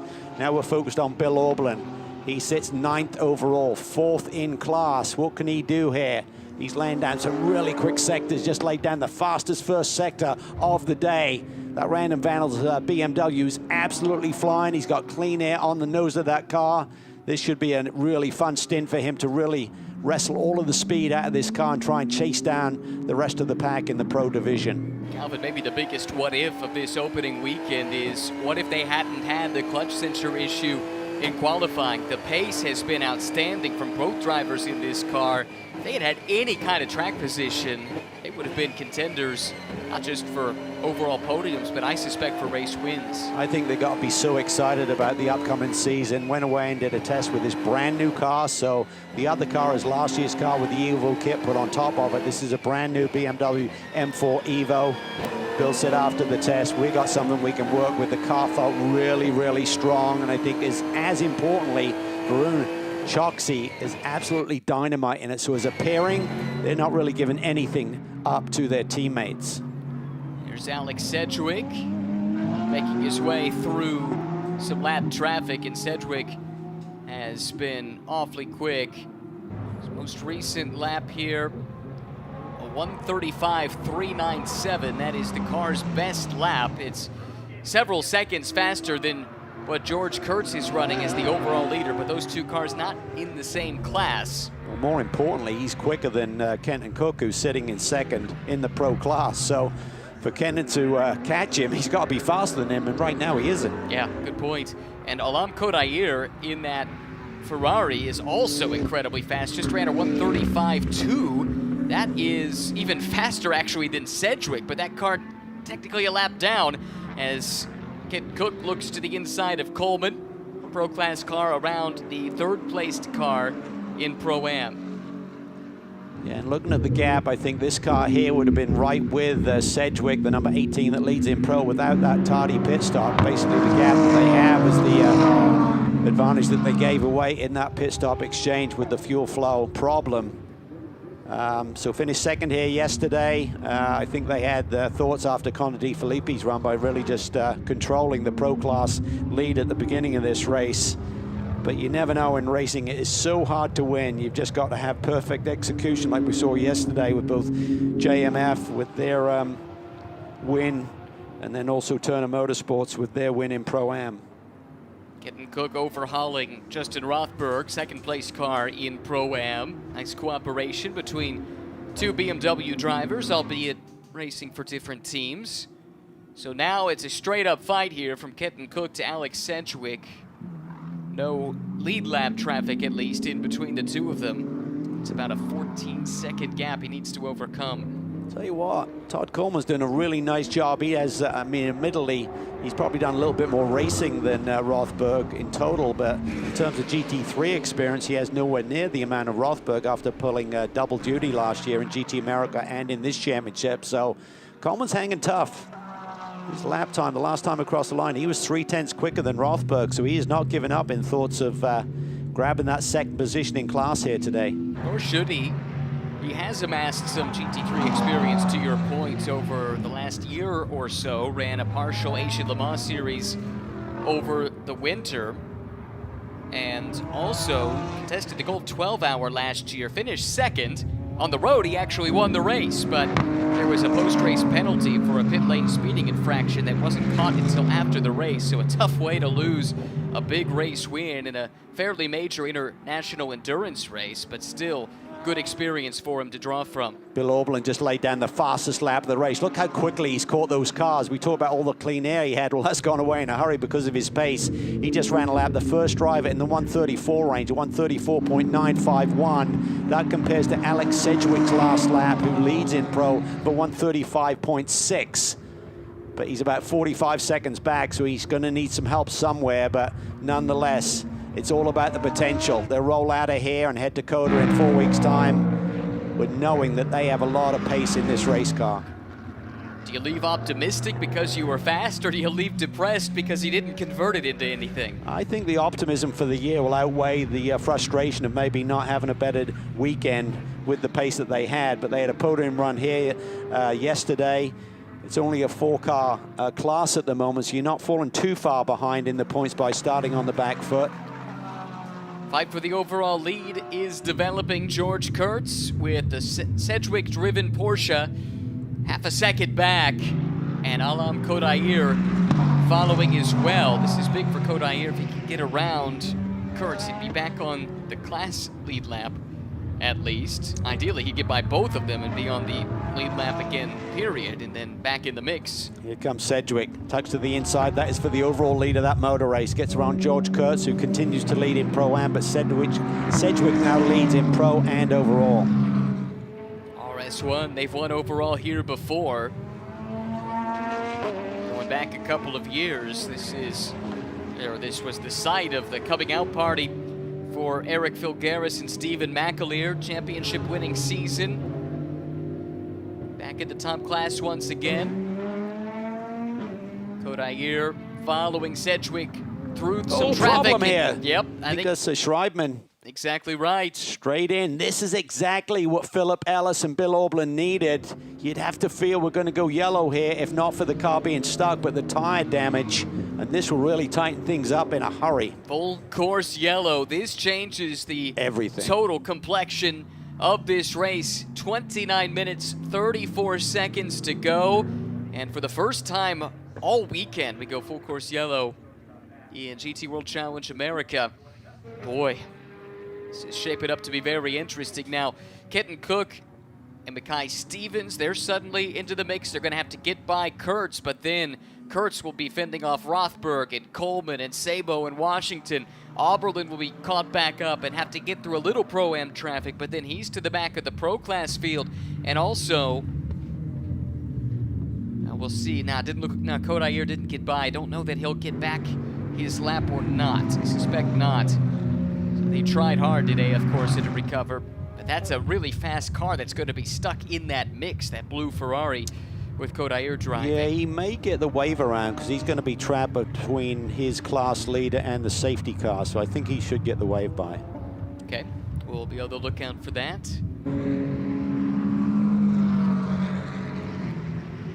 This is right in the hands of this man, Jeff Burton. Did his part of the first stint, kept the nose clean, kept them in Jeff, contention. give us a smile. And now, all of a sudden, his pro driver is closed right back in with the rest of the class, except that the rest of the class has their M's in the car. Correct. So Alice currently is 10th overall, 6th in class. But it's all about the delta in time, the gap. That is going to be diminished, so Alice is going to go to work. He's got to go to work on Kyle Washington, Elias Sabo initially, and he's got to hope that the pro car Bill Auberlen cuts through Coleman and Rothberg. And then Kurtz is going to have a lot of really fast pro cars right behind him, with pros behind the wheel, obviously. So is game on. This is exactly what Riley and CrowdStrike did not want to have happen. This is why you run that reverse strategy. It gives you the option. You're rolling the dice, but sometimes you can come up trumps. We saw it happen a couple of times last year. There was no doubt that team was going to roll it out again at the start of this year. The thing that's interesting is it's available to every team. And look, there's pluses and minuses. It's a pretty big roll of the dice. But for certain teams with certain lineups it's definitely worth considering. We have potential for just a fat, I mean, we're obviously going to focus on Ellis and his charge through the field to try and get to the Pro-Am lead, but I mean, all of those pro cars are going to be really grouped together, and they're all running very similar lap times. I mean, right now, Bill Auberman has shown the edge in pace, but he's going to be fourth in line. He's got to clear a couple of Pro-Am cars to get to Mackay Stevens and Kenton Cook, but this could be a fabulous battle. This yellow also might have disrupted George Kurtz's bid at history. Should he win, it would be his 43rd consecutive class win, which would tie Peter Cunningham for SRO America and World Challenge generally as the winningest driver in series history or sanctioning body history across multiple classes over the years. So he's got that he's going for as well. I hate to see that for Jay Schreibman, but he is out of the tire barrier. And as the cleanup continues, a chance to head back to the pits in Amanda. Well, it's already a dream weekend for the duo that kicks off a brand new season with JMF and got the win yesterday here. And you said you were praying, but we know Mackay Stevens was also talking to the racing gods inside of that Mercedes. How does this change everything for you guys? Yeah, I mean, I think safety car will be good for us. We were a bit far because we had to didn't do a lap in qualifying, so we started far back. His pace is quite good now, so I think he's P6. With the restart, everything is possible, so fingers crossed. What information were you able to relay to Mackay before he started his stint? Yeah, not much, to be honest. I was stuck in traffic the whole stint, for at least the first part of the stint, and then the tires were pretty dirty, so it was difficult to clean them. But I think he's quite happy with the car now, and his pace has been good all weekend, so yeah, let's see. Thank you, Mecca. Well, we were just talking off camera, guys. He was telling me that anything is possible, and as he said that, we started to see sprinkles in front of our camera lens, so hopefully that is not a wrench that is thrown in here. Oh, that's not what anyone wanted to hear, I suspect. But we'll keep an eye on the sky, that's for sure. You see Jay Schreibman's car pulled from the barrier. You can see all the water that came out because of the rain that had accumulated in those tires. Good news is Jay is okay. I think if you watch at the top of the screen, you'll see what happened, or at least the end result. That's Jay going into the brake zone, and this doesn't get it wound up. That's a big impact. Yeah, it's strange because you have ABS on these cars. You wouldn't think that you'd see a sudden brake light go off and then back on again, so he's obviously dealing with something there. I mean, if you've overshot the corner a little bit, you're just laying at the brakes and just try and wheel it down and get the ABS to work and turn the car for you. But it seemed like he released the brakes. Maybe he didn't have his foot on the pedal completely and tried to get another bite at it. Do you know what I mean? Like he didn't have full pedal pressure, or the foot was slipping off a little bit and he tried to get back on there. And by that stage, it was too late potentially. Well, the end result is that car is out of the race and will be scored 18th. We did see a couple of cars take the wave by, so you're right. Kodair, not really sure why the Dolahite car would be getting the wave by here, but anyway, a couple of cars that were trapped between their class leader and the safety car getting the wave by. It's great news for that blue AF Corsa car, which has been fast. And again, Kodair is very similar to Ellis, where he is the pro in that car up against some less experienced drivers. So that's another one that we shouldn't forget about. Yeah, for certain. He's going to have a lot of work to do. He's got a ton of cars to try and drive through from the tail end of that pack, but getting that wave bar will certainly give him that opportunity. And smaller margins, not that you're playing catch up and having a pass, you're right on the tail of everyone. So there's a potential, you know, maybe climbing his way up into the top 5 possibly. How good does this Mustang look, and maybe more importantly, sound? Yeah, that's the Coyote V8. I think we'll get a chance to listen in. And that's what a race car should sound like, if I do say so myself. Try and make sure he woes down here, because you're able to do this and catch back up. You certainly got to be cautious around the safety workers who are out there attending to the Ferrari and doing that cleanup. See a lot of water that's been dispersed across the racetracks. That's going to be sketchy when we go back to racing, particularly on this restart as everyone's trying to launch off turn 11 on wet tires. Valuable time, though, ticking away as the cleanup continues. It's the tough balance, right? Regulator Racing, of course, so they wanted this yellow. They need a quick one. But they needed it to be fast Yeah. because opportunity, like sand through the hourglass, is starting to drift away. Still a lot of time for a driver like Philip Ellis to go on the attack. We see the damaged car towed away in the background, so hopefully we'll get the word that a restart is imminent. We're doing safety car laps in just over 3 minutes. So I suspect we'll have right around 17 and a half, 18 minutes still on the clock if they're able to restart at the completion of this lap.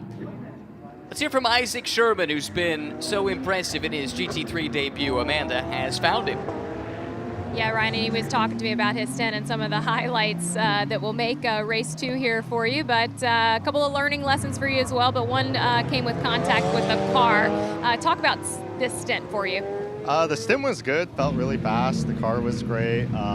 All the way until, the first spin, basically, I think I ended up going on the curb a little bit too much, got water on the tires, and the rears locked up instantly under braking, sadly. But then just came back for it, drove through the pack again, and then got to the Ferrari, and sadly, I faked to the inside, went to the outside, and then he came back on me and just kind of pushed me off the track. And once you drop wheels on the track, or off the track in the wet grass, just good. So did that, and then tried to make it back up again, and hopefully put Jason in a little better position, and I think this full course yellow will help us quite a bit, and hopefully we can get back in the game here. I think you're right, Isaac. When I got over here, the team said this is Jason's wheelhouse. What do you expect to see from him? I expect to see aggression. I expect to see him just go for it and try to make up these positions, and I think we're in a good spot right now. Hopefully they can get the race started here shortly, and I think we'll be doing pretty good.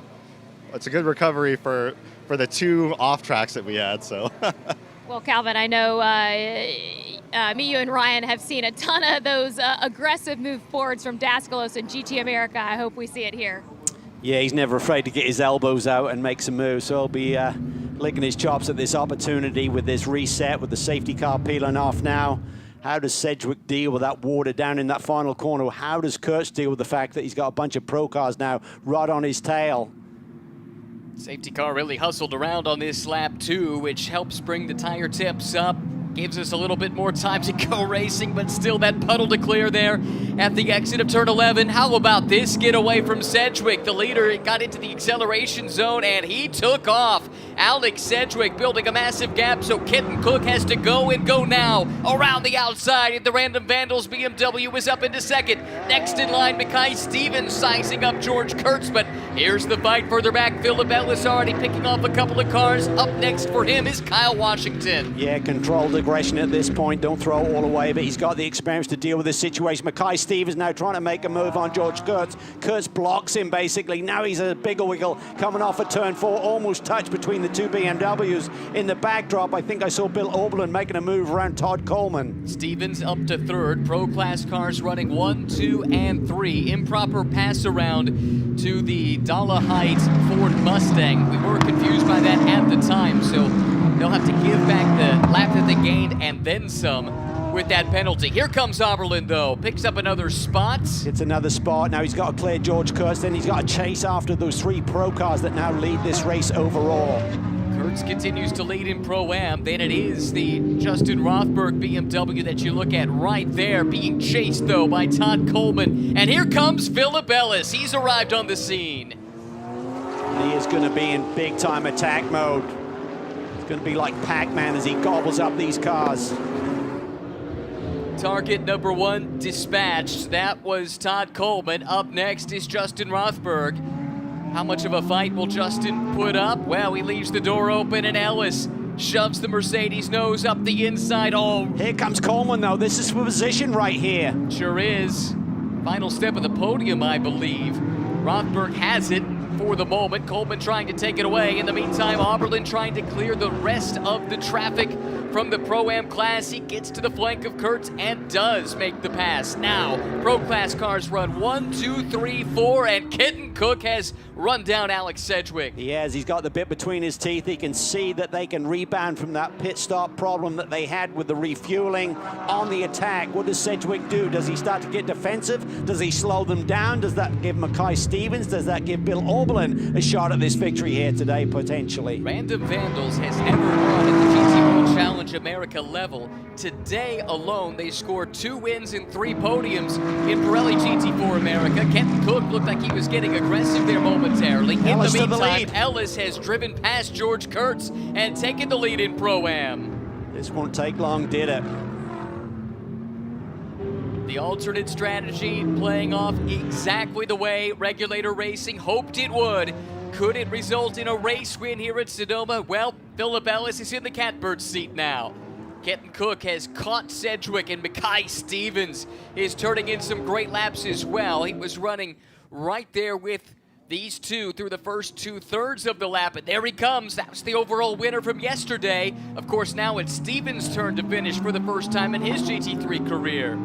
There's Oberlin. He's got some work to do. It took him about 5 seconds compared to the rest of the pro field to cut through and basically get that clean air on the BMW once again. All of these cars super edgy through turn 11. Hey, you got to negotiate the corner, then you got to deal with the power coming off with wet rear tires, delivering that monster horsepower. He's on the attack. Ellis is going to push him. There's a lot of pace in this BMW here today. Hey, and don't forget about Jason Daskalos. Amanda teased it. He's already up to 4th. Not too far away from Justin Rothberg for the final step of the podium in the Pro-Am class. Alam Kodair also still charging through the field. He and Todd Coleman going wheel to wheel the last time by. But the fight for the lead is a good one with just 15 minutes to go. Kenton Cook, he's on the doorstep, but Alex Sedgwick is going to do everything in his power to fend him off to claim his first ever GT3 win. Yeah, Alex Sedgwick, what a story it's been. When he ran in cars, he ran against the likes of current Formula One driver Lando Norris. He ran against Joe Guan Yu, ex-Formula One driver and Ferrari reserve driver right now. So he's been up against the best ever since he was behind the wheel of a racing machine. But he's got a severe challenge right behind him now with the pace of that Random Vandals BMW. Sedgwick has just been chasing the goal of being a professional racing driver. Wherever, whenever, whatever, he'll drive it. He's driven everything from NASCAR stock cars to Formula cars to these GT3 machines. Last couple of years raced in Porsche Carrera Cup North America. 4th place finish in back-to-back years in those 2 championship bids. As we see Daskalos continuing to charge, but Kodair has arrived. Watch that blue Ferrari. AF Corsa from a lap down might yet stand on the podium. Yeah, they certainly will, I think. And how cool is it to see the names of Daskalos, Rothberg, and Kurtz now battling it out for those final podium spots. All GT America graduates. Outstanding. Just what you want the ladder system to do. As these two scrap it out, Stevens is inching that much closer with each passing lap. He was about half a second faster on the last time by. Yeah, in fact, Stevens was even quicker than Oberlin. So even though Oberlin's chasing down the leaders, he's not catching Mackay Stevens. He's got his aims on maybe 2 wins. Here comes Kenton Cook to the outside. They're going to have to start get defensive. This is going to cost them lap time and give Stevens the opportunity to close in on them. Ladies and gentlemen, Mackay Stevens has entered the chat. There he is, the number 34, red and white Mercedes-AMG GT3 Evo, JMF Motorsports. Hey, they don't know what it's like not to win a GT3 race. They're 1 unbeaten. for 1. They're unbeaten. And they can keep that streak alive. They've got 13 minutes to do it. This is fabulous. Sedgwick just wouldn't give it up. Just really savvy racecraft there in terms of positioning that Porsche exactly where it needs to be. You know that BMW's got pace. You know Mackay Stevens is into his rhythm. His lap times yesterday were sensational, matching the much more experienced and the AMG factory pilot Mikel Grenier. This young man has what it takes. Mackay and Mikhail, 2 sides of the same coin, aren't they? Both very thoughtful in their responses. Don't use any more words to speak than is required? That's exactly what he told me earlier this weekend. He said it's the fluency of the language. I wasn't sure what he was talking about. I wasn't smart enough to identify. He said basically the efficiency of our communication. We're both men of very few words, but what we say counts. And do their talking behind the wheel. We've seen it for a number of years from Stevens at the GT4 level. The JMF team, they know what's at stake. They could get a historic sweep of the weekend on debut, but this won't be easy. Catching is one thing, as the old adage goes, but making a pass, something entirely different. And Alex Sedgwick is going to make this difficult.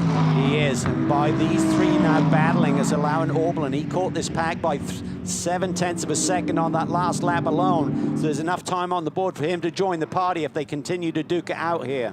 Sedgwick building a gap here this time. Cook now forced to play a bit more defense than offense. Here comes Mackay Stevens. Now, these two have squared off before in GT4 competition. They'll know each other well, but the stakes are bigger here at the GT World Challenge America level. You called it exactly, Ryan. Now that Kenton Hook's got to fend off Mackay Stevens, he can't just be totally focused on that Porsche up front, and that's costing him a little bit.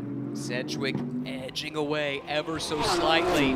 Let's check the gap, just over half a second, and in a battle like this, that feels like the Grand Canyon.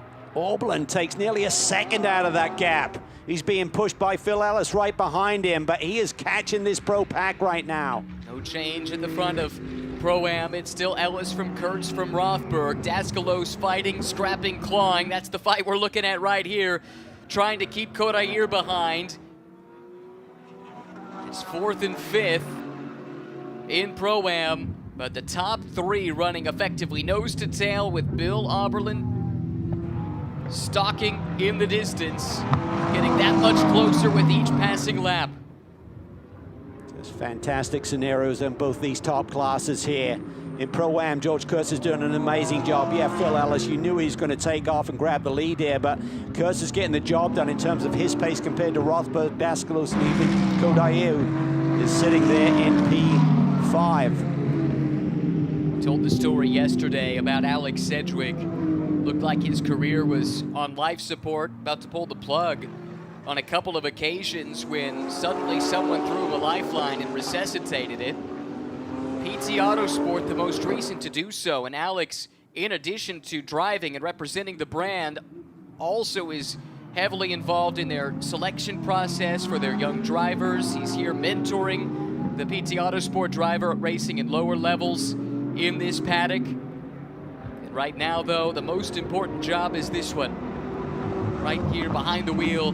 He's got to hang on for another 9.5 minutes as this scrap between three different GT3 manufacturers at the front of the field rages on. Yeah, I mean, it was a no-brainer with the gap that he had, but suddenly after that yellow, he's just got to dig deep. He's hit his marks perfectly so far. He's had superb racecraft when Kenton was in position to maybe make a move, just placing that Porsche exactly what it needed to be. In the backdrop, you see Oberlin and Ellis getting ever closer right now. 9 minutes away from what would undoubtedly be the biggest win in the career of young Alex Sedgwick. But to do it, he needs to fend off a star of the present in Kenton Cook, a GT3 star of the future in Mackay Stevens, and a star of the last 3 decades in Bill Oberlin. There's Jan Halen we were looking at there on the pit box, looking at the progress of his young British teammate here. Deal came together late. But this is awesome stuff for RS1. They're always a factor. They always roll cars off their truck with an amazing amount of speed. They don't have a full-time engineer here at the racetrack this weekend, so that would make their performance even more extraordinary if they could pull off a victory. Top three are picking up the pace a little. Oberlin was faster, but only marginally. They've stopped fighting. That was costing them about half a second. Now they've got some kind of more rhythm to their pace. That has stymied Oberlin's charge a little bit. Back in Pro-Am, Kodair has gotten around Daskaloso, and Jason Bell has had enough. He was running in 10th, so that should drop him, unfortunately, out of the points. Able to continue on, but McDonald up to 10th, Newell to 11th. Time is running out. Last time across the stripe. Orblin was about 4/10 quicker than this lead pack, who he's getting closer, but time is not on Orblin's side. And I don't mean that because he's 56 years old. I mean the amount of time on this race clock. He likes to run that corner middle of the road. A little bit more stability, can take it maybe in a little bit deeper, less edgy on the turn-in point. I think this is going to really stoke Bill Orblin's fire this year, running in this pro class. There was talk of them running in Pro-Am. They've elected to run in the pro class. It's going to be a stiff challenge, but he and his young teammate have displayed here this weekend. They still have what it takes to challenge for victories. RS1 and Alex Sedgwick, Kenton Cook and Random Vandals, Mackay Stevens and JMF Motorsports, and now the second Random Vandals car. What an expansion it's been for this program. Paul Sparta turned up a couple of years ago. It was a well-run team from the beginning, but with a relatively modest footprint in the paddock, and it has ballooned from there. 3 GT4 entries, 2 GT3 entries, both in the pro class, with big plans for the future. And it's a fantastic brand, fun-loving group, passionate about their racing. Had a double podium yesterday, the first time that they had done that within the pro class. Still looking for that elusive first GT3 win. Yeah, had a great day here this morning in Pirelli GT4. A couple of class victories, and Paul Sparta, the team owner, also competes in the AM category. He had a brilliant run to a podium finish as well. So it's been a brilliant weekend, but they want that big win. They want that first GT World Challenge victory, and it isn't coming easy. To do it, you're going to need to get by a team with championship pedigree. RS1, a couple of years back, Stephen McAleer and Eric Filgaris kicked off their season with victory here at Sonoma, won 3 races that year in round 2 the title.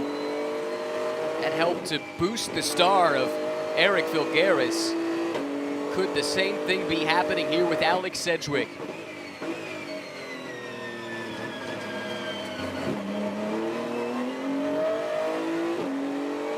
Good stuff here on board with Kenton Cook, trying to figure out a way, but Sedgwick looks super solid up front. See that dry line now emerging through there at the apex of turn 11 as Orblin gives chase, but by these 3 up front settling down a little bit, that's kind of stymied Orblin's ability to catch them. They've kind of got into their own rhythm. They're not defending anymore. They're running their own lines, so to speak, but now Kenton Cook on the attack. He doesn't have to think about Mackay Stevens. He's dropped back a little bit for the moment anyway. Kenton Cook can just focus forward, figure out, how do I get down to the inside of this Porsche? 4.5 minutes to go around this tight, twisty, and technical Sonoma Raceway. Alex Sedgwick in the Porsche, looking back through the rear view as much as he is out the windscreen for the better part of this stint. Since the reset, since the safety car, he has been under unrelenting pressure from Kenton Cook in the number 99 Big BMW. run here, Ryan. Here we go. Kenton Cook right on the tail. Ducks to the outside, going to do the crossover. Sedgwick doesn't give it to him. Beautifully placement there by that British driver in the Porsche up front. Just really didn't open up the gap. On board with Cook as he sets off in pursuit once again through this high commitment S's section into the brake zone for the chicane. Using up all the curb, right and left.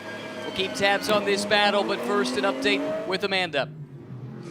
Yeah, and you can tell everyone's excitement here at Random Vandals. Actually, I'd have to say it's a little bit of anxiety as well. You have Paul Sparta, who's sitting next to Varun Chosky, and then Connor DeFilippi walked away from the pit box, standing a little bit down and said, this is the hardest part. How do you work through it, Connor?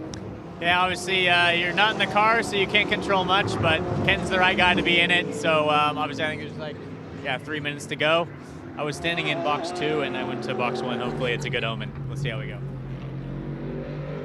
The thoughts of Connor DeFilippi, who started off this race. Remember, this car, both races, has had lengthy pit stops that cost them track position. Going to be really tight on the clock, Ryan, between 2 and 3 laps to go. So suddenly looked up as they were heading up the hill and Tough to tell exactly whether they'll be right at the stripe about 90 minutes or they'll just be past it, and that will give them another lap to go battle. Yeah, lap times are just over that 90-second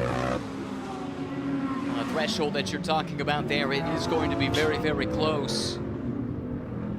Again, Sedgwick absorbing the pressure from Kenton Cook. A little bit of traffic looming up ahead. That Scott Dollarhide in that Mustang that served the penalty. It's a car that's running about 2 or 3 seconds slower than the leaders, so they may contend with that before this race is done. Sedgwick has been superb. Just really rolling good speed. Now he's just got that little breather. He's really executing and getting great lap time. Dollarhide, nicely done. Recognize the situation, just eases off the throttle, gives them plenty of room. Come across the stripe here, so they're running 135s right now. Let's see what they come across the stripe at. It's going to be awfully tight. Yes, I think they may do 2 more. Oh, here we go. Kenton to the inside. He pushes it. Sedgwick fights back. Argy Bargy maybe coming off a turn 2. There's a battle for the lead. Kenton Cook has the inside. He's going to send it. Kenton Cook, with perhaps 2 laps to go, took his shot and scored to the inside of Sedgwick up the hill and to the lead of the race. Random Vandals now just a minute and change plus maybe a lap from their first ever GT3 win. How did he make that happen? Just caught Sedgwick by surprise. Got that BMW news to the inside. They fought it all the way up to the brake zone for turn 2. They're not ready to breathe yet. Now they've seen the footage. Fist pumps all around, but the job's not yet done. Kenton Cook putting his head down, trying to build a margin. Sedgwick's fight is now with Stevens. That's for second and third, and Mackay Stevens is reeling him in. This is fantastic stuff. Oberlin has got to be saying, why? Didn't I have enough time on the board to catch this battle? He is in their shadows now, not far behind.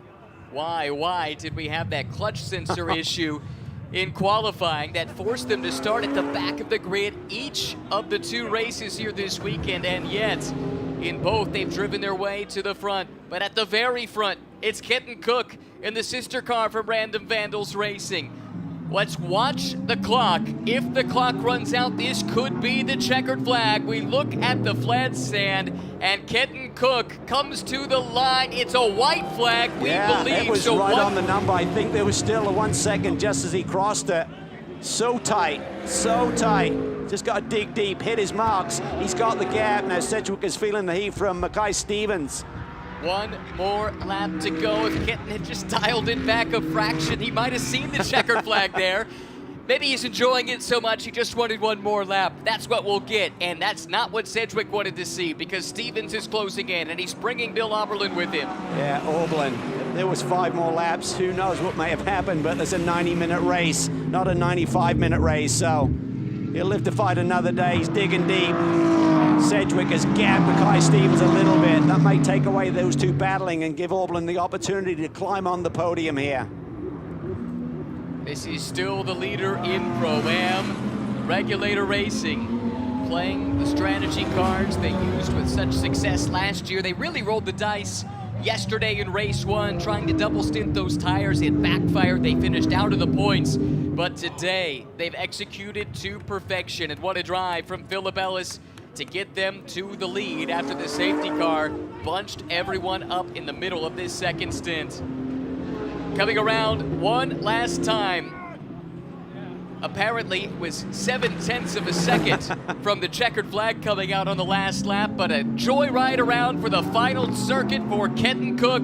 The checkered flag awaits for the first time ever. Random Vandals Racing, Kenton Cook and Connor DeFilippi take the overall victory, the Pro-Am win. To Regulator Racing's Philip Ellis and Jeff Burton. We wait for the rest of the Pro-Am class podium now.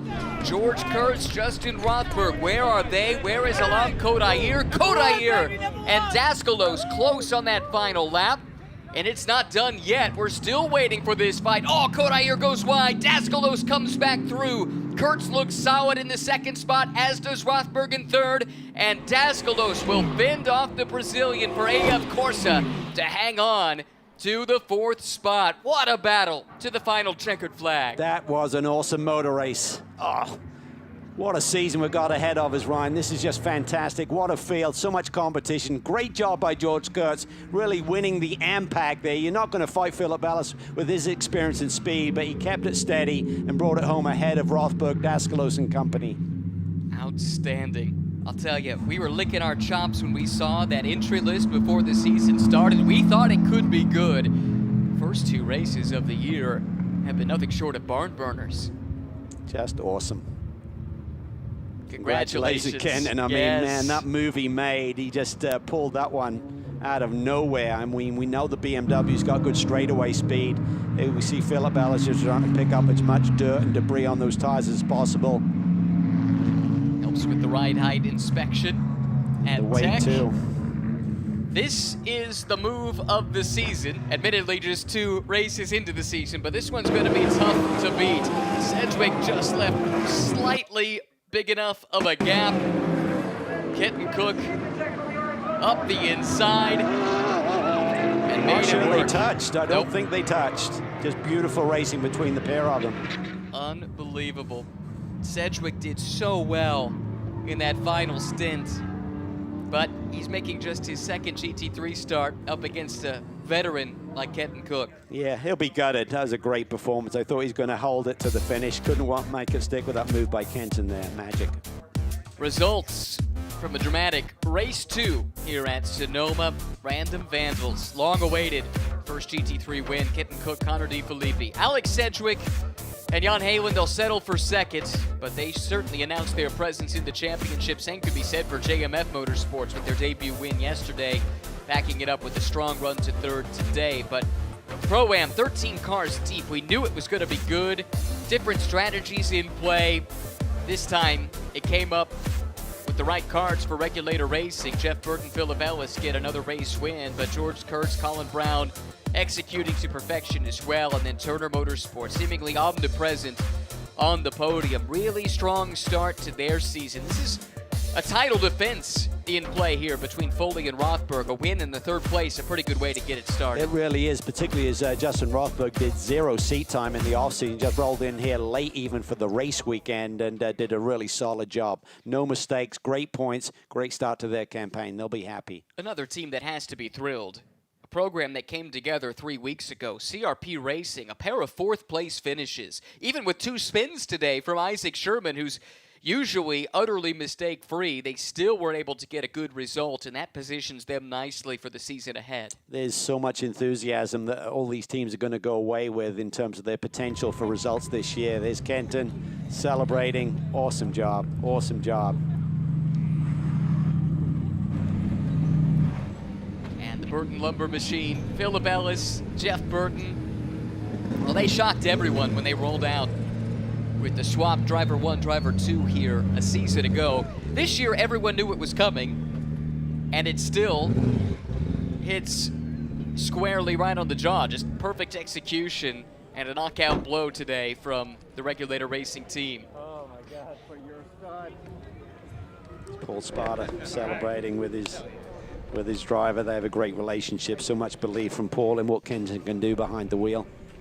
So much belief as well in the Regulator Racing camp. There's Brian Sellers, who helps to oversee this team. So much faith in Philip Ellis and his pace, his ability to get through traffic, his ability to keep it clean. That's what it's all about, and today he executed. But first, let's hear from our overall winners. Kenton Cook is standing by with Amanda. And what you guys saw was Paul Sparta come over and hit Kenton and say, "You're a stud." And I have to tell you, Calvin Fish said, "How did he do it after your move on Alex Sedgwick? How did you do it?" Well, I mean, it was kind of tricky there in the final corner with some of the water kind of drying up, and I think he just kind of got it just a little wide off the corner. And I had just a mega run. And we were stronger. I mean, we were stronger on straightaways. He was pretty stronger in the corners. And the one time he made a mistake in the corner, I was finally able to capitalize on our strength. And I knew I was strong up the hill and won. Just stuffed my nose in there. He gave me the space. Gave him the space on the inside. We touched a little bit, but it was good, hard racing. I actually really enjoyed racing with Alex. So hopefully more of this to come. So, yeah, it's fun.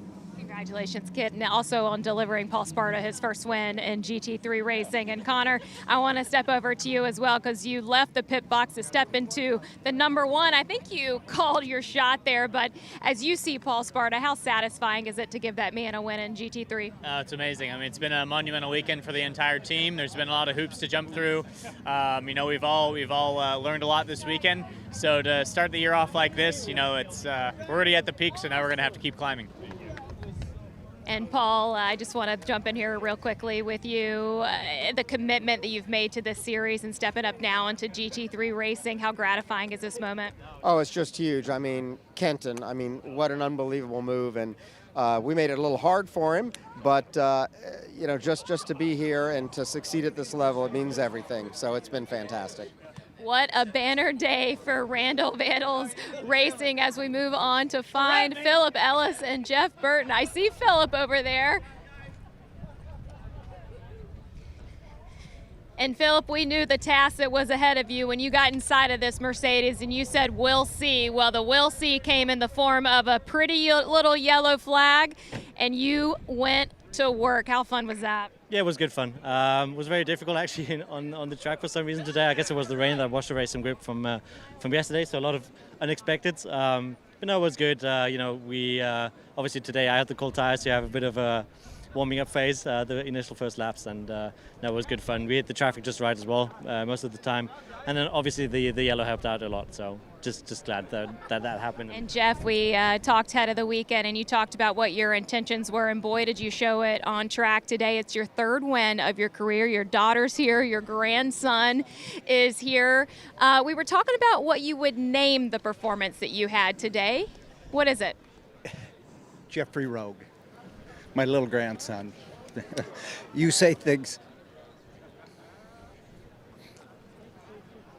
I just love my grandkids, and this guy, he's amazing, and it's been a lot of fun. I got a lot of guys in that pit box that it's not just what he and I do. It's amazing what he does, but it's everybody putting it all together, and it was really fun today. It was really fun for me today to do that. So thanks. Beautiful job. Thanks. Well, that's the emotion. That's what everybody pours into this. That's what it's all about.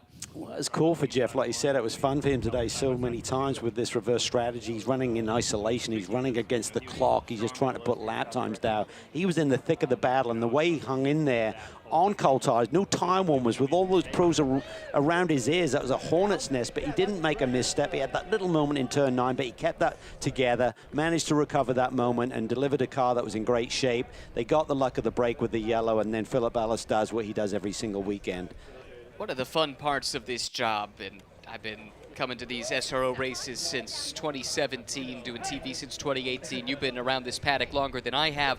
Watching these drivers come in as diamonds in the rough, a rough gym, and watching them develop. Jeff Burton is a perfect example of that. To see where he has come, unbelievable. Well, he went through a series of different teams, different manufacturers, just tried to find his comfort zone, and he's found that. He's found a home here at Regulator Racing. They're a great group. They've got so much excellence in every department, and I think for he and Philip Ellis, they just have fun. They're like brothers at the racetrack. They're always around each other. You never see them apart, and he's just enjoying it, and it's cool to watch. Think these guys enjoyed it?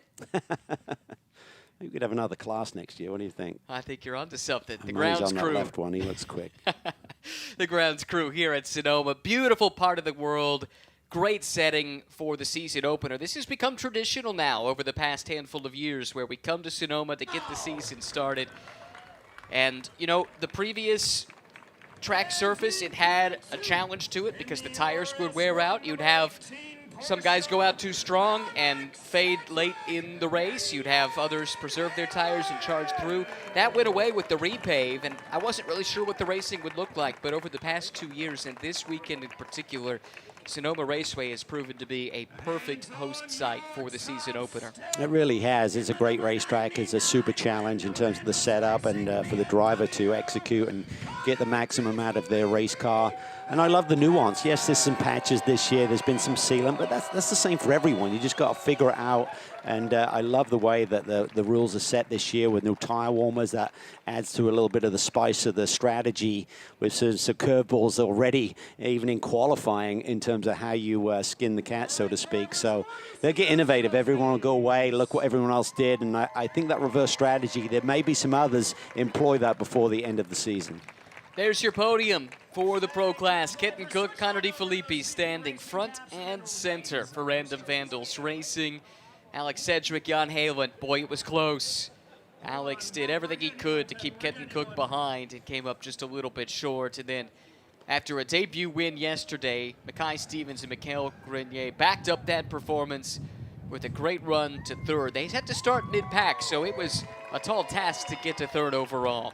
Yeah, it really was a great run. And just noticed on timing and scoring, Kenton Cook's last lap was the fastest lap in the pro class. He pit Bill Orban by a couple of hundredths on his run to the checkered flag with no pressure from behind. That really making a statement. Well, now we know why he crossed the line as soon as he did. He wanted one more chance to go get the fastest lap award. It's all, he's playing 3D chess when we're playing checkers. Kenton Cook, there's Paul Sparta thanking his team again. I think Amanda said it perfectly. The investment that he has made in this series, in this paddock, is as deep as anybody over the last couple of years. And I think a popular member of the paddock, a lot of folks will be really happy to see Paul standing up there on top of the podium. He's got to be so proud of that whole organization, not only what they did in this race, but earlier today in Pirelli GT4 America as well. So he's a great racer. He loves to race, but the team comes first, and he's given them all of the resources and the personnel to get the job done.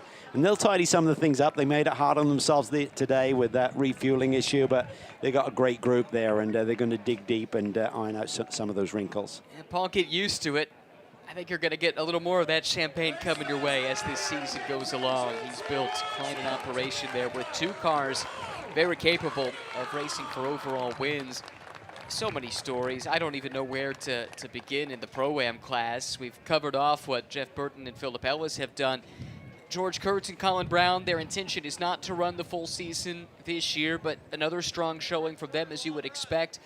And, you know, we did wonder, it's a stronger field this year. The task should be that much harder for Justin Rothberg and Robbie Foley and Turner Motorsport, but they've answered the bell at least through the first two races. They're such a good quality organization. They have fun with their racing, but they take it serious, and they get the job done. I mean, I think for Justin Rothberg, I mean, speaking of Robbie Foley coming into this race weekend, he says it's going to be tough. I mean, when you have an AM driver who doesn't have years and years of experience to take basically 6 months off and not drive a race car or anything, and to come back race week and jump in and be up to speed. I thought Justin was superb, and Robbie always does what Robbie does, just a total pro. So they'll be excited. They should come out this championship weekend with the lead, and they'll head to Hakoda, I think, in even better shape. Look at the Pro-Am results, independent of the overall running order.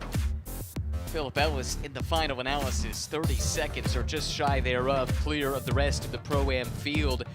We were introduced to some new names, some new stars of the future. If you followed GT America last year, you knew Isaac Sherman, but his race one performance in particular yesterday was really strong.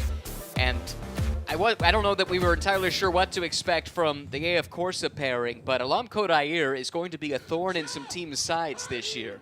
Absolutely. DJ Clark welcoming the race winners in Pro-Am to the podium. Philip Ellis, Jeff Burton will take the top step. To their left, or their right, our left, is George Kurtz with Colin Brown. And in the third place, Robbie Foley, Justin Rothberg. Really strong start to their championship defense. Back with the Turner Motorsport team. That continuity from one year to the next means so much. Final thoughts from you, Calvin, about a fantastic weekend at Sonoma. Just excited, mate. I mean, it's been a brilliant race weekend. We survived the weather this morning with some of the other championship rounds, but both of these races have been mega. There's Stefan Pfeiffer up on there as well, who leads that regulated racing team. So hats off to that whole group. Ellis was the man in Pro-Am. He was tough. GT America heads to Long Beach next, but the entire SRO America platform heads to Circuit of the Americas in about a month's time. That'll be the next stop on the calendar in what should be a fantastic season of GT racing. And one final look back at the racing here at Sonoma. Green flag waved with Colin Brown on pole position. It was Aaron Telitz about 2 hours ago with that bold move to get the Archangel Motorsports McLaren up to second on the road. Mikhail Grenier stuck in traffic. We heard from him just how difficult that was in the opening stint. Andy Lee, super impressive on cold tires in the first couple of laps, charging forward for Flying Lizard Motorsports. Battles all throughout the field. Jeff Burton qualified second, fell into the clutches of the pro drivers within the Pro-Am class, but put up a fight as he dropped back through the field, setting the table for his ace teammate Philip Ellis to charge to the front in the second half of the race. For Joxy, doing what his teammate Bill Oberlin did yesterday in race 1, coming from the back in the opening stint to try and bring them into contention. Couple of wild moments for Isaac Sherman in the first stint. Somehow managed to avoid not one but 2 sets of tires. Continued on. They would ultimately finish in 4th. Joxy continues his march through the field. And now in the second half of the race, it was all about Philip Ellis in the Pro-Am ranks. How much ground could he make up? Could he run down the front runners before time expired? Of course, the yellow put it into that question, brought everybody together, and it set up a fantastic duel for the overall win between Alex Sedgwick for RS1 and Kenton Cook for Random Vandals. This was the move that decided the race. The door opened just slightly, and Kenton Cook shoved his way through, around the outside and to the lead to give Paul Sparta and the Random Vandals team their first ever GT3 win. Thanks for joining us here at Sonoma. We'll see you next time at Circuit of the Americas in Austin, Texas.